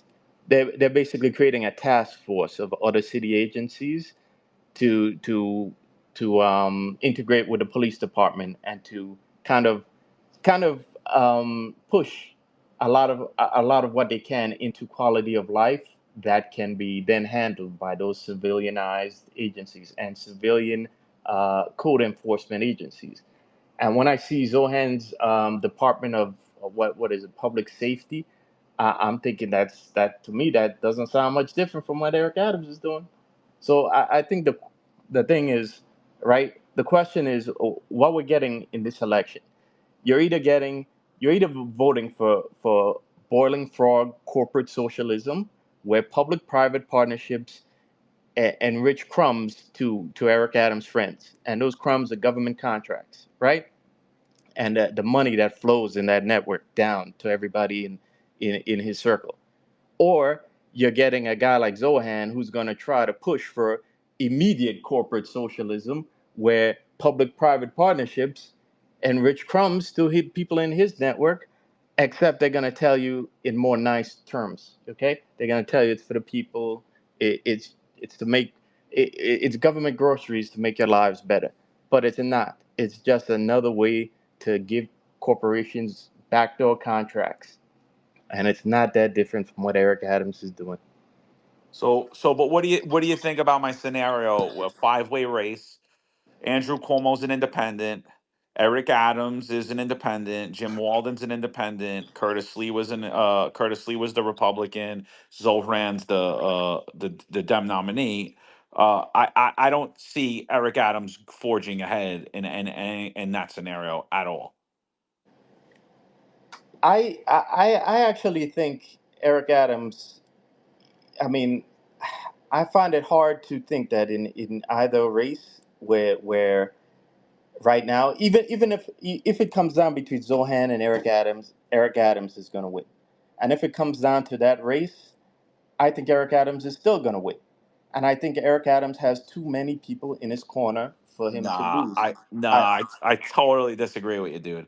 So, like, Cuomo has all of Eric Adams' support. Eric Adams did not run in this Democratic he primary because he did not want to get embarrassed. If Eric Adams was in this primary right now, Adrian Adams would have more support than he would.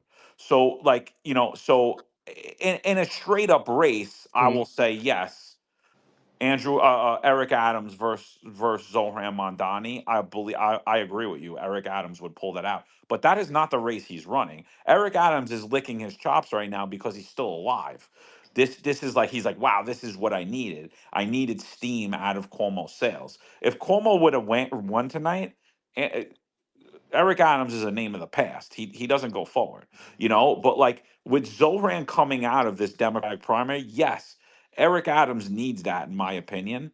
But he also needs Andrew Cuomo to drop out.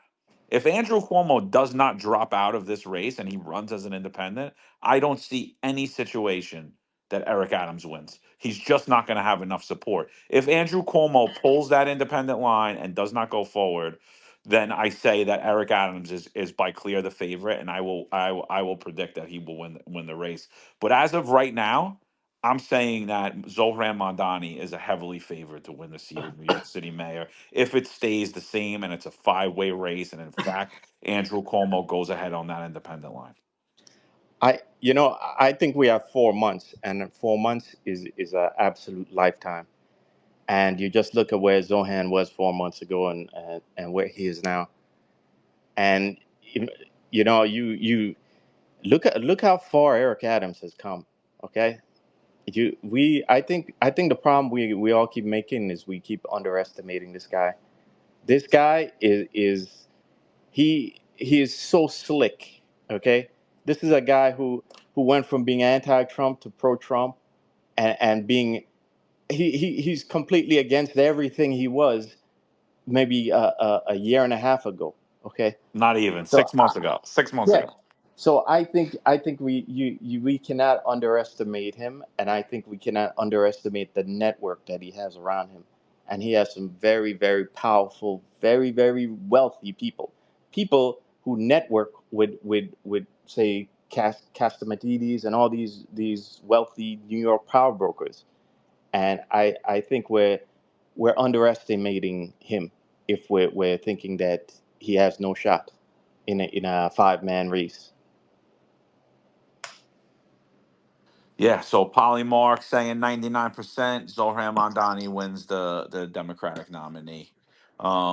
So anybody else want to jump up, by the way, raise your hand, we'll bring you up. This is a free platform, just be respectful, and that's it. All opinions are welcome. We don't care who you love, who you don't, just as long as you're respectful, you don't eat the floor, you guys are more than welcome. Just send a request, we'll get you up. Hey, John, tell me if I'm eating the floor, but can Yeah, I go, say one go, more dude, thing here? absolutely, yeah, go. The New York Times now has a breakdown by voting, whatever district or whatever, but neighborhood breakdowns. So of course I'm looking at a story on Long Island City, Queens, and my own areas. Like 400 votes for Mandami and 50 for Cuomo and 40 for Brad Lander. But the only places where the only places where Cuomo is leading, they're 4 dots, and it's the Astoria Homes, uh, Queensbridge, Ravenswood, and Woodside houses. Wow. Yeah, I mean, people are already sending out congratulations. This is sick. I did not foresee. I mean, like I said his campaign was doing well. I just didn't.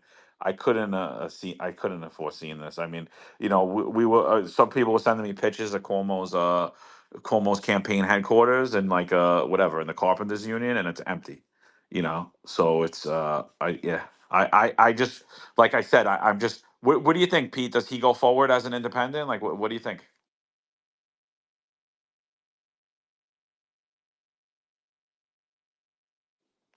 Pete, you there? Sorry, I had to get the screen back again.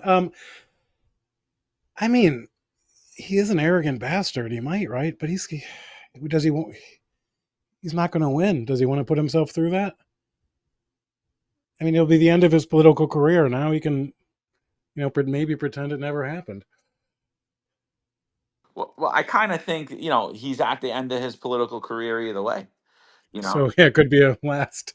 So I go think this for was it. his last. I think this was his last shot of revival. I don't think his last goal was to be the mayor of New York City. I think this was kind of just get his name back in the national spotlight. I think this was his shot at revival. So, and I agree with you. He is an arrogant bastard. So, it's very possible that he goes ahead. Um, I don't know. I mean, I ranked him. I ranked him, and I didn't rank Zoran, and I'm still happy to see him lose. Like that's why he didn't win, because nobody likes the guy. I'll also say this, you're talking about issues. I don't think people even know Zoran's issues. Yeah, free, right? Free rent or no rent increase for rent stabilized houses, free buses, whatever. But people aren't even following at that level. I know so many people are voting for him and have no idea what he stands for. But he's young, he's charismatic, and he's actually running a campaign. And that's more than anyone else did. So respect. Yeah, so true. Steph, what's up? What are you thinking? I mean, me and you did a space a while back, a few months ago, and we were telling everybody, hey, ranked choice voting, Zohran could take it, and it looks like ranked choice voting's not even coming into play at all. This kid's just taking it right off the gate. Like, what are you thinking, Steph? I'm thinking Zohan had the strategy. He earned the money, whether or not you agree with the money he raised. Not ranked, the financial situation in New York with the small dollar donation match to up to 600%. It's all a farce. They're stealing our tax dollars. They're pushing the candidates they want. So the Democrat Party is telling us they truly want to be communist. They want communist control of our city, and that's their goal for the state. They're not going to let go, and they're all in. So now New York City has to respond. So our response for November needs to be dig in, anybody but Zohan. Yeah, I think that's a failed strategy because I think that's what the Democrats did, and look what it did. It's anybody but Zoran, and that was their strategy. And I mean, it honestly, I'll tell you right now, it ain't getting me out to the polls. I'm gonna say right now, let it burn, let it bring it down. Like this is what you guys wanted. Like I mean, I can't see that as a winning strategy. I just don't. Do you think Andrew Cuomo is going to go ahead as an independent? Because I gave some scenarios before you got in, and basically what I said is that if Andrew Cuomo goes ahead as an independent, I think that he will lose some steam, and Eric Adams will pick that steam up. But I still think that only helps Zohran further to actually secure the seat of the mayor. But my other scenario is that if Cuomo drops out and doesn't run because he lost the Democratic primary and doesn't run as an independent, then Eric Adams now picks up all of Cuomo's support, and I think that makes Eric Adams the front runner because he's gonna pull a lot of support from the conservative and the right. So what do you think? Is Andrew Cuomo going to go ahead in your opinion? Like, what do you think, Steph? Oh, that's a really good question. I think he's arrogant enough to go ahead, and that'll be his decision. But I think Mayor Adams doesn't, I don't think he picks up all of those Cuomo voters. I think that's going to be a tough call. And I think it's up to the city council candidates within their districts, not only to get the numbers for them, but to get the up ballot voting, to make sure that they're pushing a Jim Walden or a Curtis Lewa or an Irene Estrada on the conservative ticket to say, hey, you don't have to vote Democrat. There are other people out there that you can vote for. Go ahead, split the vote. I'm inspiring the Bronx candidates to do this because there's no way we can allow the city to fall this way. And if it falls, it falls. Like you said, let it burn. I live here at the moment, so I don't want it to burn so much, but we have to be ready for it. When we talked about this months ago, we said Zohan he has the charisma, he has the finesse, he knows how to use social media. You posted that model talking him up this morning. She didn't even know how to tell people to verify where their polling location was. He had to chime in like a schoolboy right behind her with, oh, check your polling place on the Board of Elections website. So anything can happen at this point. I'm eager to see who comes out in support of other candidates now. Mayor Adams, I think you report every day. There's no way anyone wants to align with him. We'll see if Curtis has more of a structure to his campaign this time than last time, and we'll see what the other candidates on the other lines do. Does Zohan have the working families line also? Is he still on that? Zoran, right So now, no one has that working families line. They endorsed three candidates. I believe it was Zoran, it was Lander, and it was Zaire Zelnor Myri, and I think actually Jessica Ramos too. I think they did four. Jack, you were gonna go? Do you know what that is? yeah, so the Working Families Party can nominate someone for the election. And why that's noteworthy, you may ask? Well, Zoran Mamdani, had he not won the Democratic nomination, there were reports that came out earlier today, rumors, mummers, that probably had some degree of merit, that he was not going to be using any more campaign resources had he lost the Democratic nomination. Now, those were neither confirmed nor denied, but it does seem like a lot of people are probably going to be throwing their support behind him come November. Now, in terms of where this election was won and lost, where it was won by Mandani and obviously lost by Andrew Cuomo, it starts and ends in the borough of Manhattan. They had the highest early voter turnout. They always have the highest turnout to begin with, and generally speaking. And when you kind of break down the neighborhoods, Mamdani crushed Cuomo in the upper portion of the borough and the lower portion of the borough,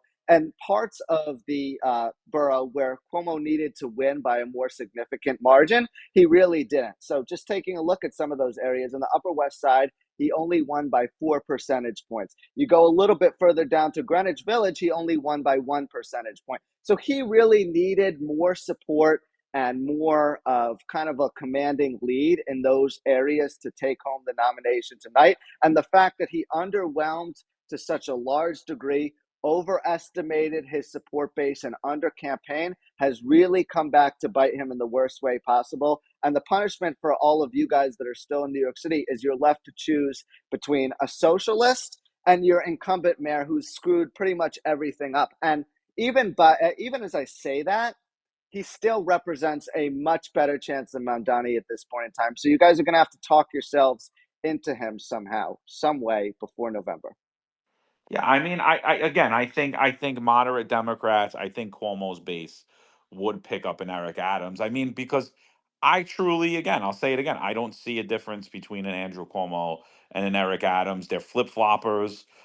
They've made horrible decisions. They've proven themselves to be incompetent. They've both disgraced their office. One stepped down from their office. The other one should have stepped down from their office.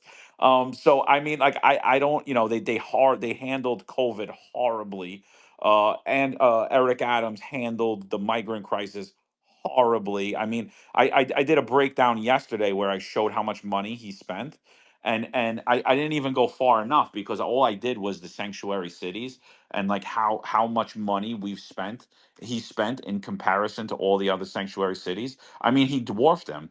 He spent billions of dollars when the sanctuary cities spent, a few million, 20 million, 30 million here. And then when I really looked at it by sanctuary states, New York City, if you add up the sanctuary state and sanctuary cities, you add up all of the fees that the money they spent, New York City spent more than all of them. And when you look at those contracts, they're no bid contracts. There's a lot of shady happening within them. And a lot of people didn't get that money. And then, hey, by the way, we just re-ups for another $1 billion to house illegal aliens in New York City. And oh yeah, and that contract could get re-up each year through 2029. So I mean, the spending's still there. That spending hasn't stopped, like that frivolous. But I still think that people are going to beg for an Eric Adams. Like I said, I didn't think 2 years ago that could sit here and I'm watching Sid Rosenberg cry about Zohran Mamdani, and he's basically soft endorsing Andrew Cuomo for the last 2 days. So I was like, I could not foresee a situation where I would watch Republicans soft endorsing Andrew Cuomo because and begging for him. And I think if Andrew Cuomo does step out, you're going to see a lot of people begging for Eric Adams, and Eric Adams does have that support of the right wing media. They've been pushing him from the moment he came out and Trump won that election. When he backpedaled, I don't know whatever deal he made. But in my opinion, he's there. The social media, all the conservative social media guys, that the paid conservative, not the independent ones, they're all pushing Eric Adams at the moment, and they're all pushing this. Zohran will be the end of New York City. And again, and Marlon said it, and I agree with you, Marlon. I think that most of their policies are very similar. I think the majority of Zohran Mamdani's campaign, it's Eric Adams' 21 campaign. I mean, it's the same thing. They just named them different things. So I don't really see the crazy difference in them. I see a little difference that obviously Eric Adams is a strong supporter of Israel. Why that weighs into a New York City mayor election, don't ask me, but it does. And Zohran Mamdani does not. Now, and so like I think that's the whole. I think that's the only difference I see amongst them. When we talk policy, they're the same. Put Scott Stringer, put Zohran Mamdani, put Andrew Cuomo, put Eric Adams. I don't see a difference between any of them. I think what happens now, though, with Mamdani, the Jewish population now will be motivated to get out the vote. So, how they get, who they get to, I don't know that they want a Mayor Adams back, because their communities were really affected by how he handled the COVID situations and the migrant situation. Nobody's happy with that either. So I think this is a perfect entrance for a Jim Walden or someone like an Irina Estrada, who is a Democrat, who wanted bail reform but didn't want it the way it was done, running on the conservative line. She is a minister also, so she gets cross endorsed by police associations because all of her family are within the police department. So she could very well be a sleeper candidate in this if she gets out and runs an efficient campaign. And again, it's tapping into everyone who's running for city council, making sure you're getting to all 5 boroughs because people need to know who you are and getting your face and your name out there. So we'll see who is serious about being the mayor by who steps up these next few weeks with a strong campaign. Yeah, we got Jennifer Harrison in here too. Jen, if you want, jump up. I sent you an invite. Feel free to come. I just sent it to you again. Listen. I just like I said, I just couldn't foresee the situation. I thought that Mondani would pull out the. I really did think he was going to pull out the Democratic primary. I just thought he was going to pull it out in the late rounds of ranked choice voting. And I think, and by the way, I think the Jewish population did get out to vote. And I think that they bit their tongues and they held their nose and they voted for Andrew Cuomo. I think so. I don't know how much it plays into the general election. I think so there's a lot of scenarios that could happen in a five-way race, but I'm gonna stick with the three I gave because I believe that the two I gave now, because obviously Mondani is going to be the Democratic primary winner. I believe those are the most likely scenarios. And I don't know, man. I just don't know that Cuomo goes ahead, but I do agree with that he's arrogant. Jack, what do you think? Do you think Cuomo goes ahead as an independent? And how does that affect and how does that affect the race? Do you agree with my assessment that it will prop up Zohran even further because the support he loses is only going to go to Eric Adams? It's not going to go Zohran's way, and then basically Zohran holds on. Yeah, I totally agree with that. And I think you kind of hit the nail on the head in the sense that Cuomo and Mamdani would probably split a portion, or Cuomo and Adams rather would split a portion, and then Mamdani would probably take the rest. Listen, I don't really see like any incentive to keep going if you're Andrew Cuomo. I gave the analogy earlier on Sal's show. It kind of feels like Michael Corleone in The Godfather 3 when he gave that famous line, just when I think I'm out, they pull me back in, right? Like he stepped down in horrible situations, a very disgraceful manner. He's been gone from this game for 4 years.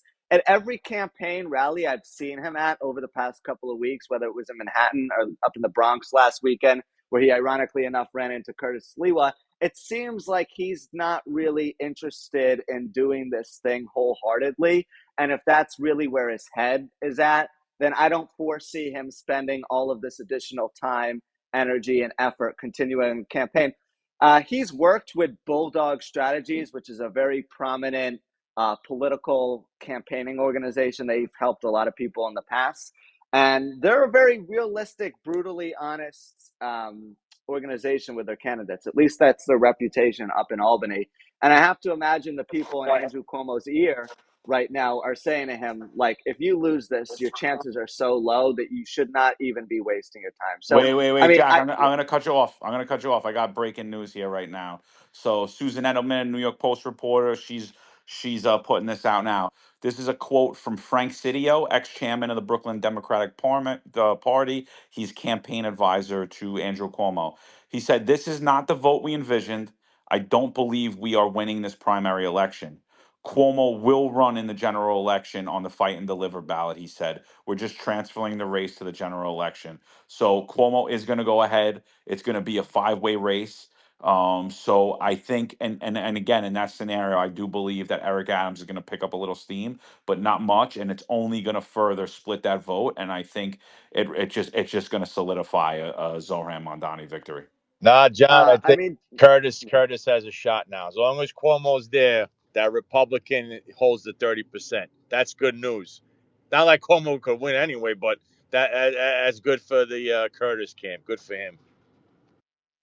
so I really wonder how much longer Cuomo stays in this thing, right? Like I gave the Michael Corleone analogy. I'll give another one related to sports. It's like, do you want to retire like under somewhat good conditions, or do you literally want to be forced out of Double A after being sent down 2 times? Like that's kind of the point we're getting to with Andrew Cuomo. He has virtually no chance of winning anything as an independent. He's gonna end up getting less votes than Eric Adams, and we're all going to be laughing at this guy's comeback tour, if you even want to call it that, Nah, at this point. So, I don't think if he stays in the race, he's beaten Adams.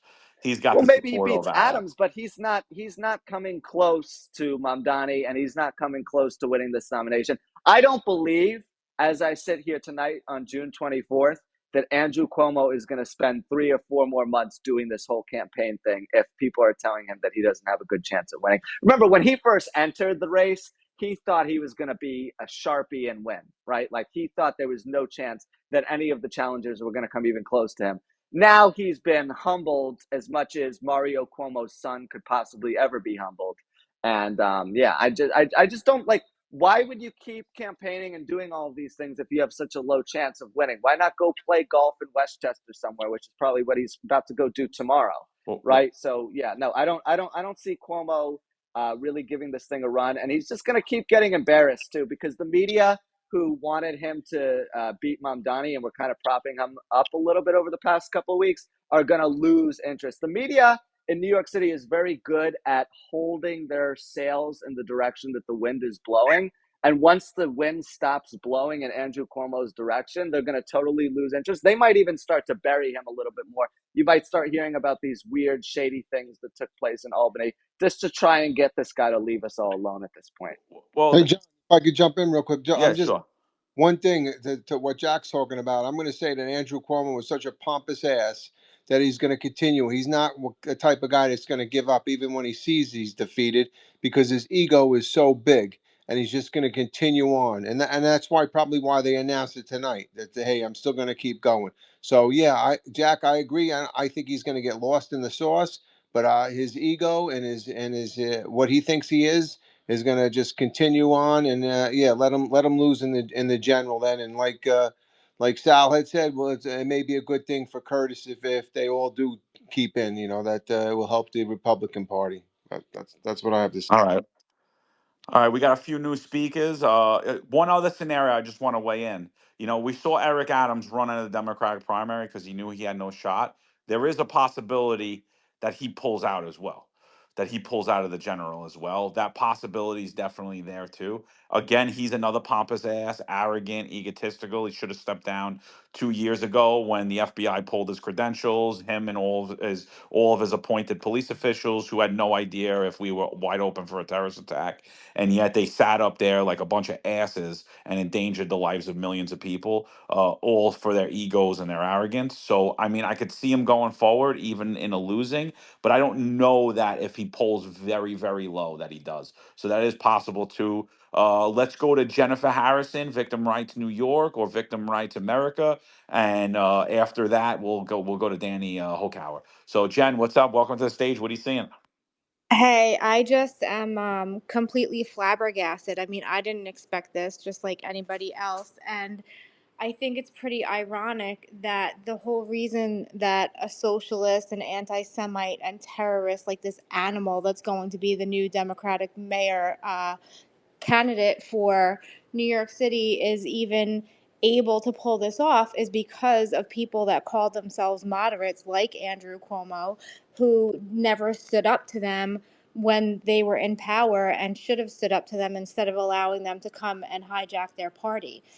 Every election cycle, Democratic operatives march door to door, clipboard in hand, collecting signatures, raising money, not just for Democrats, but for open socialist and terrorist supporters. And, we've been warning about this, John, since 2017, and warning that it wasn't hyperbole. And people like me and yourselves were called right-wing extremists, MAGA terrorists, racists. I was called a member of the KKK because I didn't support bail reform. But this is reality. And the Democratic Socialists of America are no longer fringe players in New York politics. They're deeply entrenched. They're going to be the candidate for New York City mayor, the biggest city, the biggest, bluest city in this country. And this is really, really dangerous. And if people like Andrew Cuomo would have stood up to people that like Zoran Mondami and Julia Salazar, who were hijacking their party, in the name of George Soros, for a long time ago, then that we might be in a different situation. And this is why cities like New York are collapsing from within across the country. One reason that people like this animal were able to sneak in is because Democrats passed public matching funds. I don't know if how many people realize, taxpayers of New York City realize, that they funded $7 million to this terrorist campaign. So $7 million of taxpayer money went to fund your own demise if you are a New York City taxpayer, to support the campaign of somebody that you never, ever would have supported. And that's because moderate Democrats that New York City voters voted for supported public matching funds. And then we have ranked choice voting, another so-called reform that was about giving voters more choice. But what it did was help radical candidates like this win in a crowded field. So, these policies have real life consequences. And, unfortunately, they're going to continue to dismantle public safety and erode justice across, in New York City and across the country. And everybody really just needs to get behind Curtis Sliwa as quickly as possible. And we need to get him as much money as quickly as possible. Yeah, 100%. So before we go to Eric, Eric's joining us tonight. Eric, I don't know if you've been watching. I know you're on the road. We're just gonna let Danny go because he's been waiting. But just so you know, Zohran Mandani is not, forget ranked choice voting. Zohran Mandani is crushing Andrew Cuomo in the first night of the election. But Danny, I know you've been waiting. So what's up, brother? Not much. What's up, everybody? I just want to give a criticism of what I've seen from this, from that I don't think that this election was actually very serious. I think Jim Walden and Curtis Sliwa, who I don't think was the right candidate for the GOP, but he was the candidate. I think both him and Jim Walden dropped the ball. Anybody going back a couple of years, noticing the geriatricocracy that we're living under, would realize that they've been talking about bringing AOC into the White House in 2028. Anybody with half a brain should have expected a Mamdani figure to come through, and that they were going to put every inch of that they had into him, and they were going to make sure to bring him to the top, and they were going to make sure to get turnout, and they were going to do all that they could to show, hey, this is the amount, this was a test run. And all the other candidates, in my opinion, dropped the ball when it came down to the fact that Curtis Sliwa seems to be staying in his own communities and his own people. Meanwhile, Mamdani's going to Jackson Heights. He's going to Elmhurst. He's going all over Queens, talking to all different groups of people, talking to in Brooklyn. I saw his signs up. Now, this whole thing, and I'm going to be honest. Now, I'm Jewish and I'm not a Zionist, so I'm going to be very frank with everybody right now. Israel is not my priority. New York City is. And one of the biggest things that was driving me crazy is the fact that this obsession with painting Mamdani as a jihadi and a Muslim extremist. The best way to have targeted Mamdani was as a fake Muslim. When I'm sitting there posting how he wants to support $60 million to gender affirming care and LGBT support straight across the board, where is that being translated into Arabic? Where is that being translated into Urdu? Where is that being sent to the communities that he's going and saying Juma prayers with them? And I have tested this. I've gone into stores because I work with Yemenis. I've gone into their stores when they've had the sign up, Mamdani sign. I said, hey, this is your guy right here. And they ripped the sign down. And I'm telling everyone, I was helping George Sarantopoulos this time around, but I've been telling every candidate I can, stop pushing the jihad stuff. Keep it about New York. His policies will destroy New York. Orthodox Jews, even the Hasidic Jews in Borough Park, they're not voting on Israel. They don't care. Their community votes on being left alone. The Muslim community, if they found out who Mamdani was, his votes would have plummeted. Where was Walden? Where was Walden to follow this dude around all of New York? Every stop he made, he should have been there next stop. Hey, this is what you're actually voting for. This is what you're actually going to get into. Curtis Sliwa can't come to my neighborhood. I live in Chelsea. He can't come to my neighborhood because he's not popular, which was why he was not a good candidate. Jim Walden should have been here. All these other candidates the conservative ones should have been here showing face. But instead, this was another campaign based around name calling and Israel and Palestine, and calling him a jihadi and calling him all this stuff plays right into the DSA's hands, plays right into them. Because then they say, look, they think he's a Muslim, he's a jihadi. No, he's not. He's a straightforward Stalinist. So sorry, I'm just very frustrated because now we have an anti-medical freedom guy running for mayor.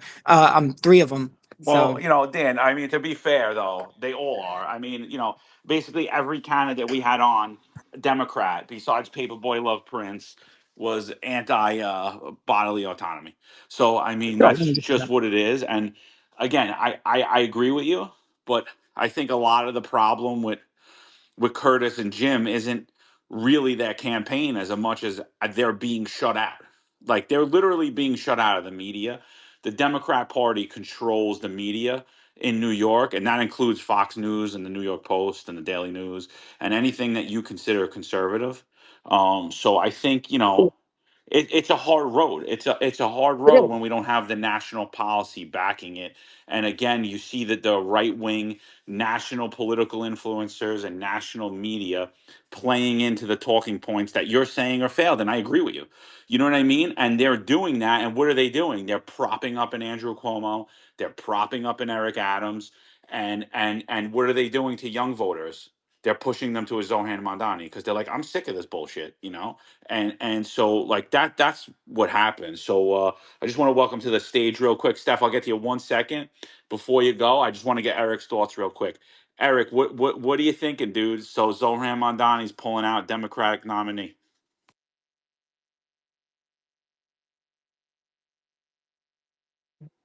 I don't think he could hear us. I don't know. Who the hell knows where Eric is? He's traveling the country too. So, all right, Steph, you go. We'll get back to Eric. Eric, when you come on, just interrupt me. It's totally fine. I'm used to it.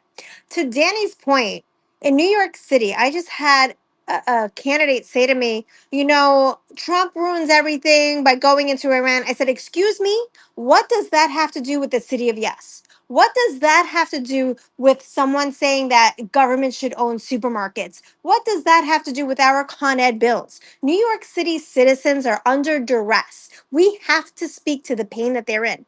Mothers want better education for their children. They want safer streets. They want cleaner streets. We've got garbage Wait, rolling down our Steph, I streets. just got to cut you off 1 second. Yeah, so Andrew Cuomo just conceded to Democratic primary for mayor to New York City to Zohran Mamdani. So it's over. yeah, it was a fun ride, right? But But John, did he just congratulate him for this round, or did he concede like the entire They're candidacy? saying just for the Democratic primary, Frank Sidio, who's his one of his campaign advisors, and you know him from Brooklyn, he can basically controls the Democratic Party. He said that Andrew Cuomo is going ahead on that line. Andrew Cuomo didn't say that yet. This is coming out from Sally Goldenberg that he just conceded in the Democratic primary for mayor. Holy And shit.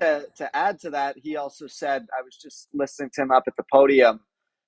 He did a press conference a little while ago, and he said that tonight was not his night. And he also told the audience that he called Mamdani and congratulated him as well. So, yeah. Did he say anything about going forward, or is what Frank's saying? Or we're just going? I'm going off of what Frank Sidio said. No, not to my knowledge. He did not say anything at the stage about going forward. It was mainly just about tonight and about congratulating Mamdani and the campaign he ran. I will say, he was much more so of a class act than I thought he was going to be, too. Well, at least we heard him speak for once, So it was good. He finally got to a podium or spoke. So yeah. So I'm sorry, Steph. Go ahead. I'm sorry. no, totally fine. Nice to know that Andrew can actually speak with his lips instead of just kissing people. Um, anyways, but getting back to what we have to do on the ground is there's literally the lowest voter turnout, 30% in New York City year after year. We have to get that up over 50%. We have to make sure people are aware that the elections are coming up. And we have to make sure that they're registered accurately because I know for one, and you know, John, because you've seen the work, but the voter rolls are completely corrupted. So we have to work through them as best we can. I'm telling candidates get into nursing homes before September. They get their ballots early. If you want to switch some of those votes, you've got to get in there early. They're hitting up schools to be able to speak to students to get volunteers to help them on their campaigns. They're hitting up churches. And now is a perfect time for us to start business roundtables because business owners are going to be scared after tonight. I know that the Supermarket Association guys are not going to be happy with this result and they're going to start planning what's an exit. John Catsimatidis said it too. If Zohan wins, he's just going to shutter his stores. So what does that mean for New Yorkers? We're going to have a shortage in food because there's not going to be places to get it. We're all going to have to order through Amazon and hope that it comes on time and that our families don't starve. So we have real situations that we have to speak to, and we can't let ourselves get all encumbered by the national level and international level of issues. We have to focus on what hurts New York City, and we have to make sure the candidates have those types of issues at their fingertips and the solutions that they can bring into their communities. And that will help us increase. If we have an increased number of people running, even in the Bronx, so even if we do this in all of the boroughs, just to get the votes out, there's a potential we can beat that game.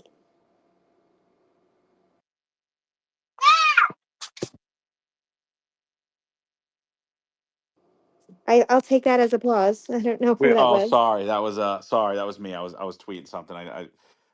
That's okay. Eric, are you good or what? You there? I think so. Say hello to everyone. I'm actually in Yukon territory in Canada. I've been traveling in wilderness for the past couple of days. I haven't seen people in hours. I just haven't seen people in days. I'm on my way to Alaska, taking a hell of a trip. At the same time, I'm watching what's happening in the world. I'm watching it unfold, especially in New York City. And to me, when it comes to Mamdani, I said, what's the difference between him, Eric Adams, Cuomo? They're all the same. The only difference is Mamdani is telling.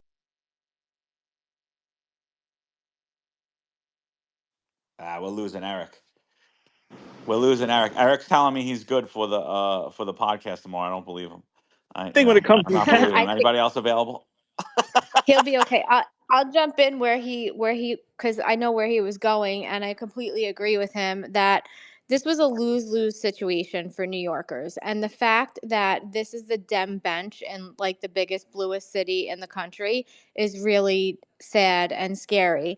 And the only reason that this guy was able to win, and I understand about getting younger voters engaged and getting people engaged, but everybody has to understand that this was a Democrat primary. So Curtis Lewa getting involved and talking about anything wasn't going to matter. Like game on now, game on tomorrow for Curtis Lewa getting into these neighborhoods and putting out ads in different languages and whatnot. Yeah, that definitely has to be done. But you have to understand that these people, like the kids that came out and voted, and actually, Steph, I think that people were reporting that this was like the highest voter turnout since like 1989 or something like that, or the closest to 1989 when so they haven't seen anything like this in a really long time. And I think that that's because Mom Donnie was able to get to all of the kids voting age that have been indoctrinated for years and years and years in Cooney schools and in Columbia and whatnot. And they came out in droves and voted for him. So we're just going to really have to fight like hell in the general election and pray that our city that we love so much does not fall to these animals.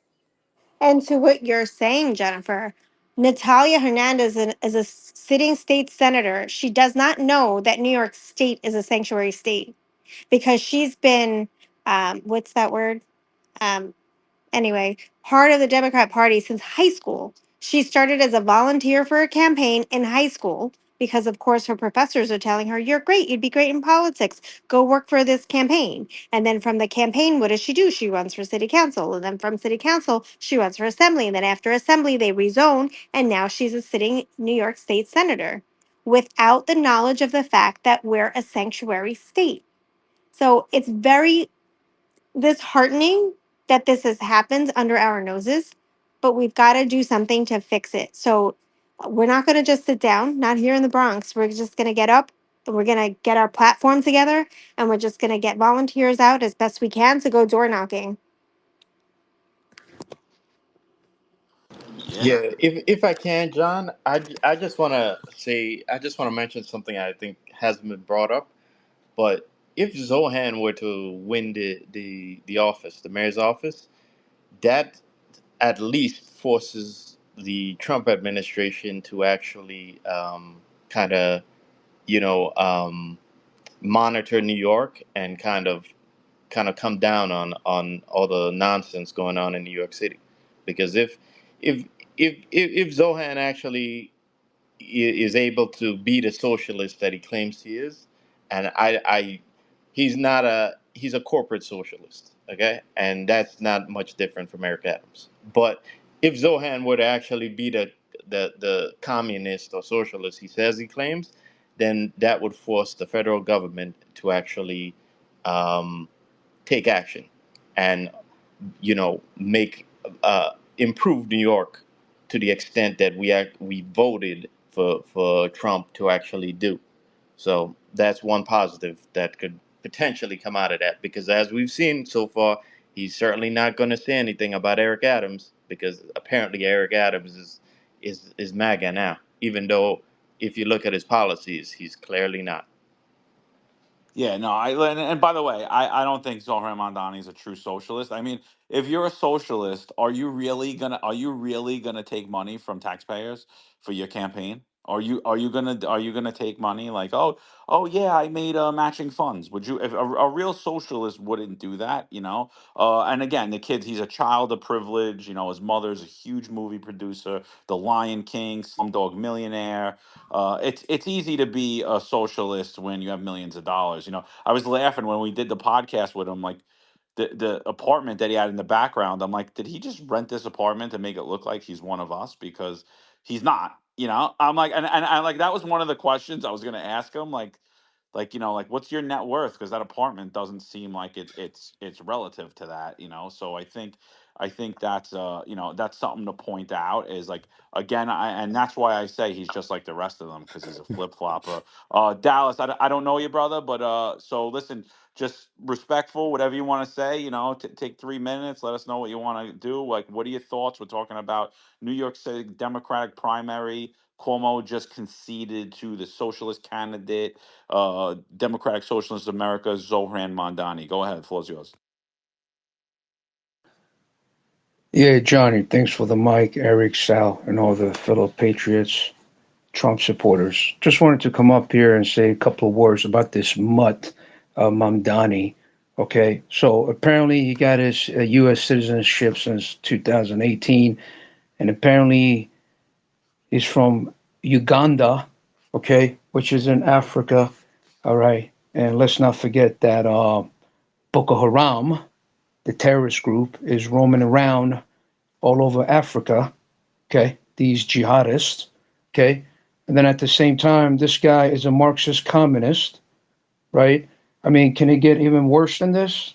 And if I'm not mistaken, he was politicking in Queens 36th district. Okay, there's nothing but drug cartels over there, and it wouldn't surprise me if the drug cartels in Queens over there are funding his election right now.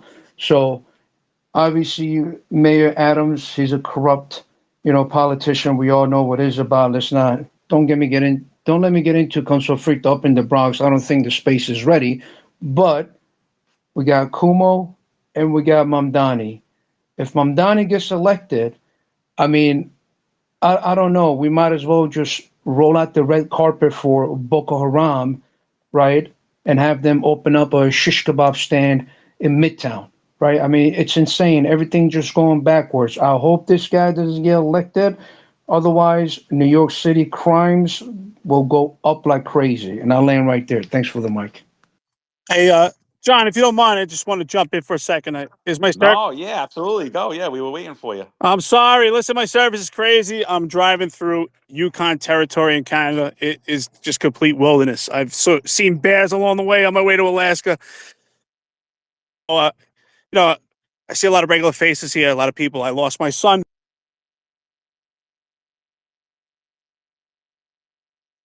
Nah, it ain't happening, dude. It ain't happening. We lost him again.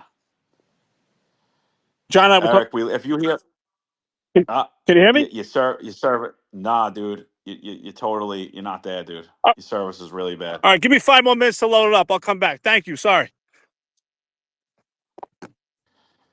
All right, so Hey, John and others, I gotta run, but thank you for a great talk. yeah, Pete. Yeah, thanks. We're gonna start to wrap it up soon too. But yeah, thanks for joining on, and everybody go check out Pete's book, Back from the Brink. Check it out. Just it's about how New York City came back from a city of crime to the safest big city in the world. So yeah, absolutely, Pete. We'll be in contact. Hope to get you on the podcast soon, brother. All right. And his audio book's out too for those of you guys that don't read. So. All right, who else wants to come up here? Michael, let's get you up to the stage. I'm gonna add you as a speaker. All right, Michael, do you have service? Let's see. What you got, Mike? Hello? We hear you. We got you. Hey, what's going on? Crazy night. All I can say is I think I might have missed it. I'm running around, but this could be. I think someone said. Yeah, wasn't sure if someone said this could be a test for AOC now with the presidency in 2028. Is that right? Yeah, that's what I think. Yeah. It's all going to be because of the they're going to do, I think, what Zoran, that is all social media, where they're not where it's going to be less money on TV and more on social media posts. Like you said, John, all he did was go out every day and posted videos on what, X and Twitter and TikTok and everything. So Well, to be fair, Mike, like I would say that they definitely rerouted like mainstream media, like like the big news stations, the big radio stations, but I think it was social media in conjunction with his attack and his approach on the ground, like with the numerous, dude, he had like 50,000 people out yesterday knocking on doors. I mean, like unheard of, unprecedented. So it was like they just went around traditional media. Oh, I don't believe it was just the social media. There was a lot of play there. Well, also, I think they took a play out of Trump's book because his niece and Barron were the ones that started the campaign on big social media for the younger, this young generation. If you remember that.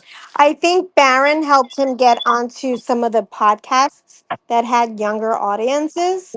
But I think for Sohan, what he did was he did the social media first so that he got that millennial and the top of the Gen X generation.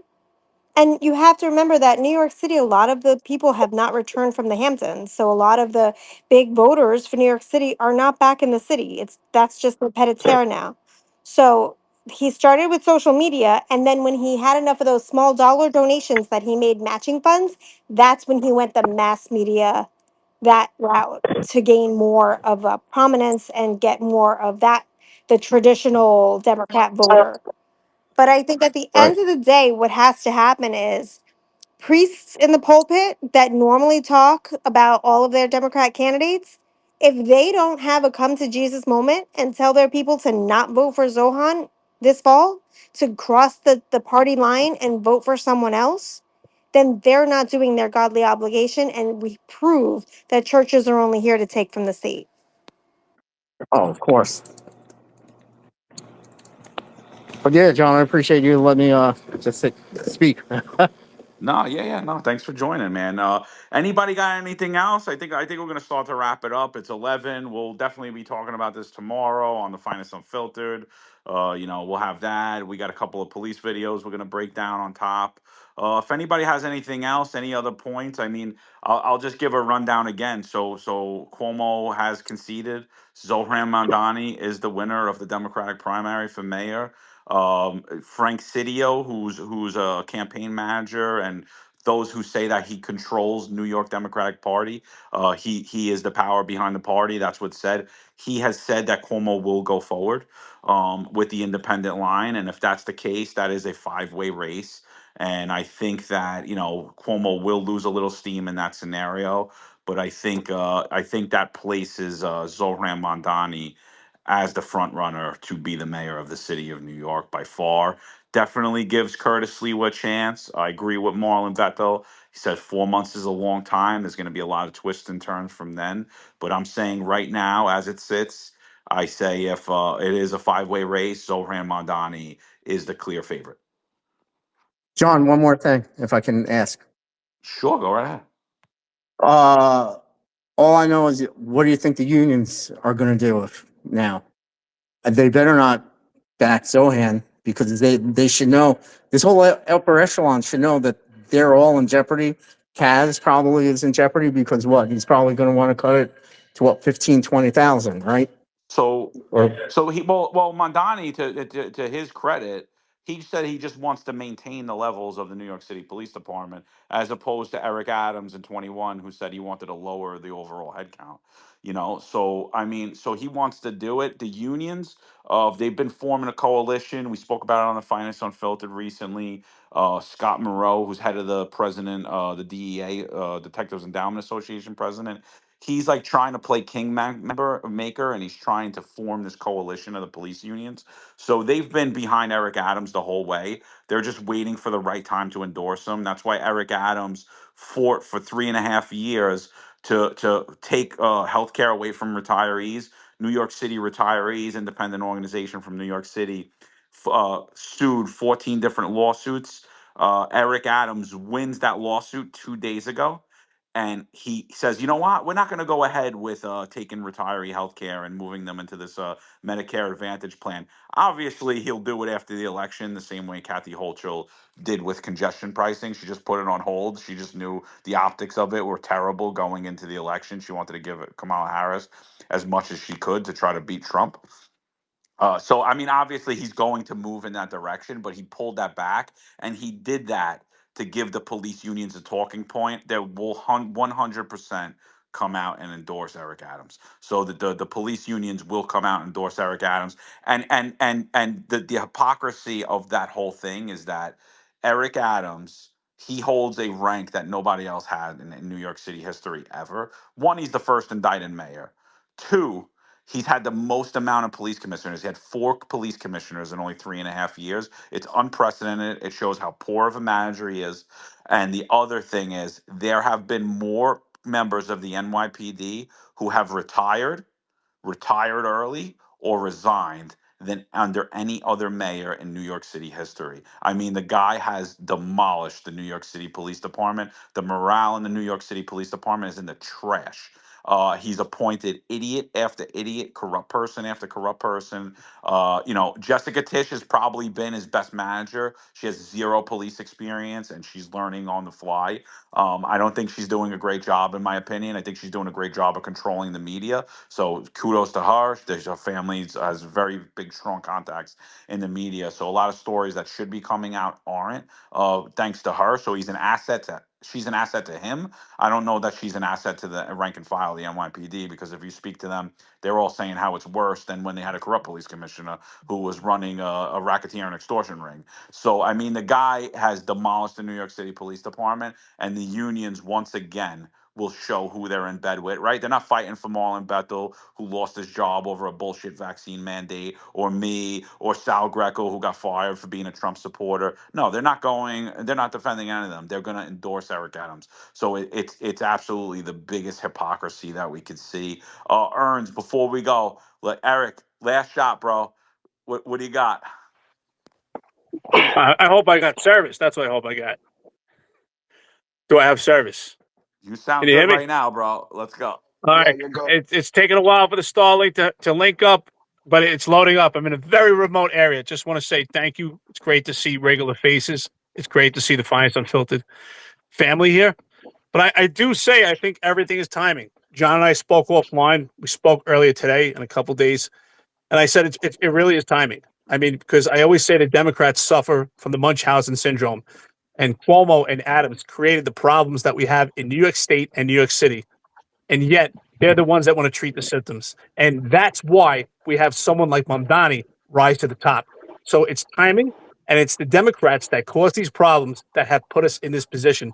So it's spaces like this, we need to keep getting the word out and hopefully not get low information turnout. As Sal Greco always says, they target low information people. And unfortunately, it's a lot of the young people that are low information because they just don't have the experience. So let's brace for impact. And hopefully, as Marlon said, 4 months is a long time. And sometimes it's not. But hopefully it's long enough to turn the tides around and give Jim Walden and Curtis Lewa a chance. And I'll yield right there. So, John, you were giving a little bit of background about Mamdani and just kind of one funny anecdote as we close out the night. By the way, he also grew up on Riverside Drive with free housing because his dad is a Columbia University faculty member. I didn't know if anyone knew that about his backstory, too. So his parents actually never paid living expenses, and they were in a very high income bracket as well. But I went to high school relatively close to Mamdani, and he's a couple years older than me. And I have just one funny story to share before we head out the door for tonight.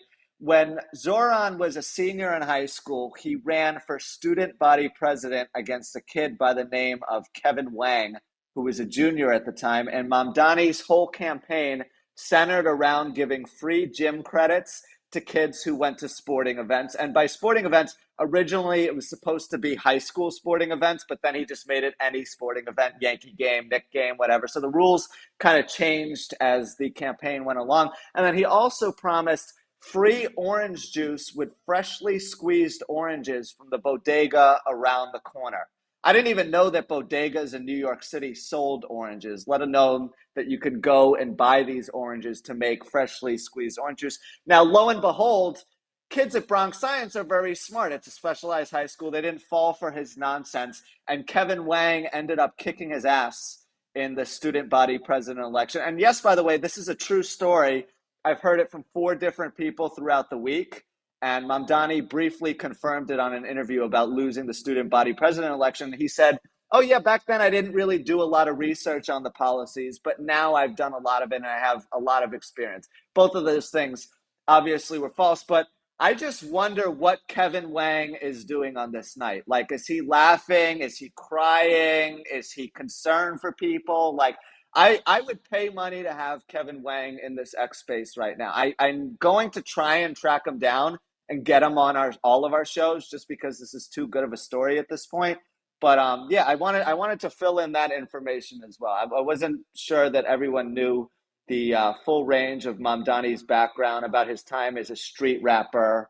He also apparently like helped write a song for Elsa, the Disney character. I don't know who that is because I'm not a Disney fan, but yeah, he was involved in all of these various oddball initiatives, and then he kind of somehow resurfaced as mayor. And I think he's kind of given like a voice to young people, just speaking about my demographic specifically. Obviously, I wouldn't fall for this type of nonsense, but for everyone who's frustrated and wants a chance to get their anger out, who's my age and feels like they need someone who's going to speak for them, Mamdani's their guy. I'm not sure he can produce that freshly squeezed orange juice with bodega oranges, though. I'm still waiting back for that, and maybe he can do that on his first day as mayor. He can go get oranges and learn how to make orange juice. Jack, do you think this is all young people, or are we targeting young people that go to liberal universities? Because that's what it seems to be. I would say it's primarily young people, but the 45 and older base feels like they've been forgotten about. I mean, we've seen a lot in this country over the past couple of years, groups that were perceived as marginalized. Politicians have kind of gone and put their arm around them and said, we remember you, we care about you. What Mamdani actually does, assuming he wins the mayoral seat, that remains to be seen. But he clearly has done a lot to appeal to the anti-Trump, the LGBTQA crowd, and then the younger demographic that also is voting in New York City at a much higher proportion than they were, say, 4 years ago, because it's become very expensive in a shorter period of time, much more so than it was back in 2021. And now the primary demographic living there is people, in their early 20s who have a lot of money that come in from LA, Chicago, Miami, or another major city and then just leave. That's kind of the revolving door of the population that's subsidizing everyone else, which is why this plan to freeze the rent is even crazier than giving gym credits to people who sit in the bleachers at Yankees games and drink beer when they're not supposed to. I mean, it's all crazy, right? Well, again, I don't think it's crazy at all, and I think it's a winning strategy, and I don't think that there's any candidate in New York City that could beat that strategy, because, again, 2.4 million people live in rent-controlled apartments. If he only gets a third of that, he gets 800,000 votes. Eric Adams won the seat of the mayor with about a little bit over 700,000 votes in 2021. So I don't think it's a crazy strategy at all. And I said it earlier, don't be shocked if you hear Andrew Cuomo or Eric Adams start to say they're going to freeze the rent, because it's very likely that that's going to happen. Everybody's laughing, but like I don't think so. So listen, we're going to start to close this out. But Ernst, I know you wanted to go, brother. So let's go. What do you got? Yeah, yep. Thanks, Sean. Thanks for having me. So a little background on me. 32 years old, Bronx, born and raised, Dominican American. So this gives me a little different perspective than I think most of the people listening. And I just want to say we're screwed, right? Because the damage has been done to Eric Adams already from within the Democratic Party itself, similar to what they've done with Andrew Cuomo. So, the energy that this victory tonight is going to give that Zoran base that has already been built, to me, signifies that, it's going to be a runaway race in November. I'm a college educated, bachelor's degree. So my peers, I see a lot of things on social media, and everybody is for Zoran Mamdani. So this is not just the CUNY indoctrinated. And I think that the two gentlemen that just spoke right before me were hitting on a lot of the things that I wanted to express. I'm a little nervous, this being the first time that I'm speaking, but yeah, just so you guys know where we are. Eric Adams is cooked in terms of winning in November, just because the damage has been done to his reputation. The alignment with him and Trump is something that, people aren't going to get over. And then just, to me, another thing is just straight white males for Curtis to win. That's my candidate. I listened to him, for 2 years on the radio, and he's really somebody who energized me to get into politics. Just seeing how much of the stuff that he says on air is actually true within the city and on the national level. He's not without his flaws, but to me, he seems like the clear, correct choice for where New York is right now. And straight white males, we've seen what's happened to you guys. Like, there's just no room for that sort of candidate in New York City. Just look at what's happening with Cuomo right now, right? So Curtis also has a lot of things in his background that are going to get brought up, similar to when he ran a few years ago against Eric Adams. And as far as I'm concerned, tonight just sealed the fate of New York City for the next 4 years and beyond. So, thank you for giving me some time to speak on it, and I look forward to continue to be part of the conversation. No, Hey, definitely. John, if I may, I just want to say, Ernst, I appreciate what you're saying because I consider you to be young people. But I think, Jack, you touched on a good point. I'm 45 years old. John's 45. I feel like we suffer from the middle child syndrome, where this age group kind of forgotten about. The elderly are enticed to vote for Democratic Socialists, especially, and the young people. Oh, But it's the I think middle we just age. lost. I get lost again. But it's the middle age that kind of get lost. Listen, something that I saw today was, young, so people my age, 30, 32, 27, 25, uh, taking their grandmothers with them to vote for Zohar Mamdani. So, like, that low informational voter, that you guys were alluding to, that's going to be a problem in November as well. Where today was hot, so if these people had their parents accompanying them and their grandmothers and grandfathers accompanying them today in 100-degree weather, you could bet your ass off it's going to be a lot worse in November. Yeah, If no, I dude, you're 100% right, and that's what Zohran. That's why his campaign was so brilliant, and it was a winning strategy, dude. Is because he got out, he spoke to the people, plus he was touching the people on social media, and he hit on the issues that people care about, right? Like Eric Adams is saying he's going to make New York City more affordable. You're the mayor right now, dude. What are you doing to make the city more affordable? Andrew Cuomo said he's going to make the city more affordable. Well, how? You don't have a policy. Zohran Mamdani told you what he's going to do to make the city more affordable for you. He's going to freeze your rent, right? I mean, so like it's a brilliant strategy. And then on top of that, he was literally out there touching the people when Andrew Cuomo is running around in his Dodge Charger. He doesn't want to talk to nobody, and it's like, I'm gonna win because my last name's Cuomo, and it's just not gonna happen. So yeah, but I listen. We've been going a while now, so I got a bunch of stuff to do before the morning. But Eric, I know you want to go, so let's all do our final thoughts and get out of here. Yeah, I don't want to hold you. I realize it's 3 hours later. It's 11 o'clock for you. Listen, thank you, everyone. Get some rest. I appreciate it. Let's brace for impact, and we'll see you for the next X Space. John, great job. Find some Unfiltered family as always. Appreciate it. Sal, Marlon, Ron, Rob, Jack, John, thank you, everyone. We appreciate it. Yeah, so live. We'll give you one round, then we're gonna go to Marlon and Jack. What do you got before you get out of here, live? Well, I just enjoyed hearing you. I mean, if I could hear you talk all night, I would love it, man. That is so bang on. He was running around in his Dodge Charger, and Zorhan was out there touching people. That is such a great analysis. Anyway, thanks for holding this space. No. Thanks for joining us. Always a pleasure. Usually more vocal, but I hope next one, we'll be doing these again throughout the election season. So, definitely join us live. They always got great input. Marlon, what do you got before we get out of here, brother? Yeah, just one thing quickly. I think everyone should remember that no matter who gets elected mayor, they're facing like a $5 billion budget shortfall, and they're facing a commercial property crisis that's coming to a head between 2027 and 2028. And as I've said many times before, when those properties come up for refinancing, eh, a lot of them are going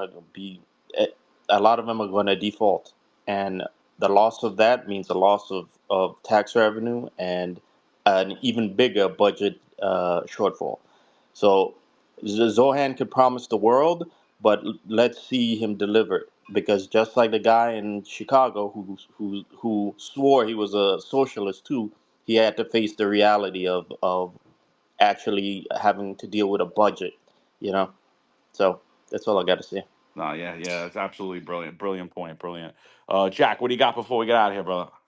Yeah, well, first of all, John, Rob, are you guys ready to get some new neighbors? Because there's going to be a lot more New Yorkers coming down to Florida over the next couple of years. No, but I think this just really speaks to the political vulnerability and the desperation in the air right now. Like, people are so desperate for something different and something new that they're not even really doing the research on what they already have and what the alternative is. And, you know, the old saying about how the devil you know is better than the devil you don't know. I think New Yorkers are sadly going to find that lesson out the hard way when they see a lot of these services cut.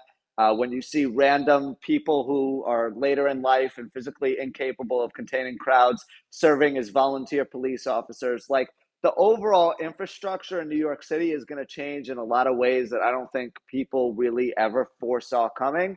But also beyond that, like, don't expect anything to change in Albany or Washington, because Mamdani, his whole campaign has been about convincing people that he's a lot stronger than Kathy Hochul and Donald Trump. But at the end of the day, if he's not getting things done in Albany, if he's not able to pass bills, if he's not able to form relationships with the stakeholders that are bigger and more powerful than him, he's not getting anything done. And there's going to be no rent freezes. There's going to be no city-owned grocery stores. These fast and free buses that he's advertising are going to come once every 5 hours, if they even come at all. So I don't really see like this wonderful path forward that he's advertising. To me, this has always been kind of like snake oil sales 101, right? Like, you find the people that you need to win an election, you capitalize on the anger and hostility that already exists, and then that's how you form your audience base. It took, in the same way, I'll put it like this, in the same way it took the perfect storm of events for a non-politician in Donald Trump to win the presidential election, it kind of required the same similar set of circumstances here in New York City, right? Like, you have a horrible pool of candidates. New York City is at this major inflection point right now with a cost of living and, more importantly, a housing crisis where there's really no quick fix solution. And you just needed people to be desperate for someone like Mamdani to win. And that looks like it's exactly what's going to happen, sadly enough. Could any of us have predicted this even 24 hours ago? Perhaps, but in reality, I think it makes total sense when you strip down the layers of the situation and really break it down.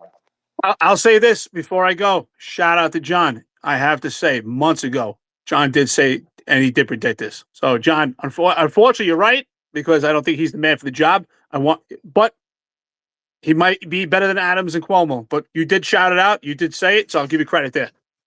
Nah, appreciate it. I mean, it was just obvious. It's not that I want him. You know, we got beat up for it, but it was totally obvious. You know, it was totally obvious. Dan, I know you wanted to go next. What are your I'll just closing say one. thoughts? I'll just say sorry. I'll just say one because I just want to piggyback on whoever was mentioning about how they had their old grandmas going and voting. You know, I believe it was Ed Koch who was asked one time, "How do you turn a liberal into a conservative?" And the answer was, "Jump him in the street." And then Ed Koch was told, "Well, what happens if that doesn't work?" He goes, "Jump him again." And the truth of the matter is that the Democratic Party in New York City has a habit of pandering, especially to elderly Asian people at the daycare centers. They will show up with a bus, take them out for a day, show them a candidate, and say, "Hey, this is the guy who brought you out." So these old Asian people who are typically targets of violence, and in my neighborhood too, in Chelsea, where old people are getting smacked over the head every other day, when the violence starts getting, I mean, in my neighborhood, I don't know what they're waiting for, because the old people can't walk around anymore. They can't sit in between the buildings anymore. It's just too dangerous. And this is Wait. the But Eric reality check. Adams said crimes down. Wait, so you're saying that's not? Not in my neighborhood, not in Chelsea. And that's why it's like the reality check is going to have to come during this summer when crime, because we're already seeing homeless guys on every corner. The trains are packed with stanking. There was a fight almost today on the D train that I was on. So let's see how this summer goes with a depleted NYPD, with this potential with a Mamdani talking about social stuff, and let's see how quickly we turn all these liberals into conservatives. No, fair point. You know, like everyone keeps saying. Congratulations. Also, it's legal in New York City, so that's going to help too. You could push the Democrats in the street. Yeah, crazy. Steph, what do you got before we get out of here? Last thoughts. Let's stay positive. Let's get our ground game going. And if anyone knows of a candidate who wants to run for New York State elections next year, I'm putting together a candidate boot camp so that we make sure that you have all of your I's dotted and your T's crossed and that you're ready January 1. Steph, we got to set up a date. Come on the podcast when you get all that Absolutely. info out, and we'll push that out. So Absolutely. Thanks, Sean. appreciate that. Who else? Mike, you got anything before we get out of here? All right, Mike, you're getting skipped. Rob, you got anything before we get out of here? John, just thank you for hosting this. I mean, your political insight is amazing every time I listen to you. To everybody that had input tonight, thank you so much. And I think we just really need grassroots to get down on the ground. I'm going to talk to my family members that live in the city, and we got to put our feet on the fire and march ahead. So to save this city. So thank you for everything. No, yeah. Thank all you guys for joining tonight. Sorry to rush off. I got to do a bunch of stuff to get the show ready for tomorrow. But I know Ron. I know Ron is listening. So Ron, thanks for joining. Thank everybody for joining. Let's do it again soon. We'll do it in a couple of weeks. We'll recap what's going on, and we'll bring the updates of where we're at. But like I said, right now, as it sits, if it's a five-way race, Zohran Mondani is by far the favorite to be the mayor of New York City. It's not something I like. It just is what it is. I said it a while ago. I said it months ago. Everybody was laughing. I said this kid's going to win the Democratic primary, and I said he was going to win because of ranked choice voting, and I was wrong. He won straight up. He beat Cuomo straight up, and I did not foresee that, and I don't think anybody foresaw that. So, it's time that the Republican Party and the Democratic Party, the establishment, they start to wake up. And I think that after tonight, you're going to see a lot of changes, not only in the parties and in the candidates they run, but you're also going to start to see some changes in the media because they are obviously been full of shit the whole time, telling you that Andrew Cuomo was the front runner, that all these polls were in favor of Andrew Cuomo. It was all bullshit.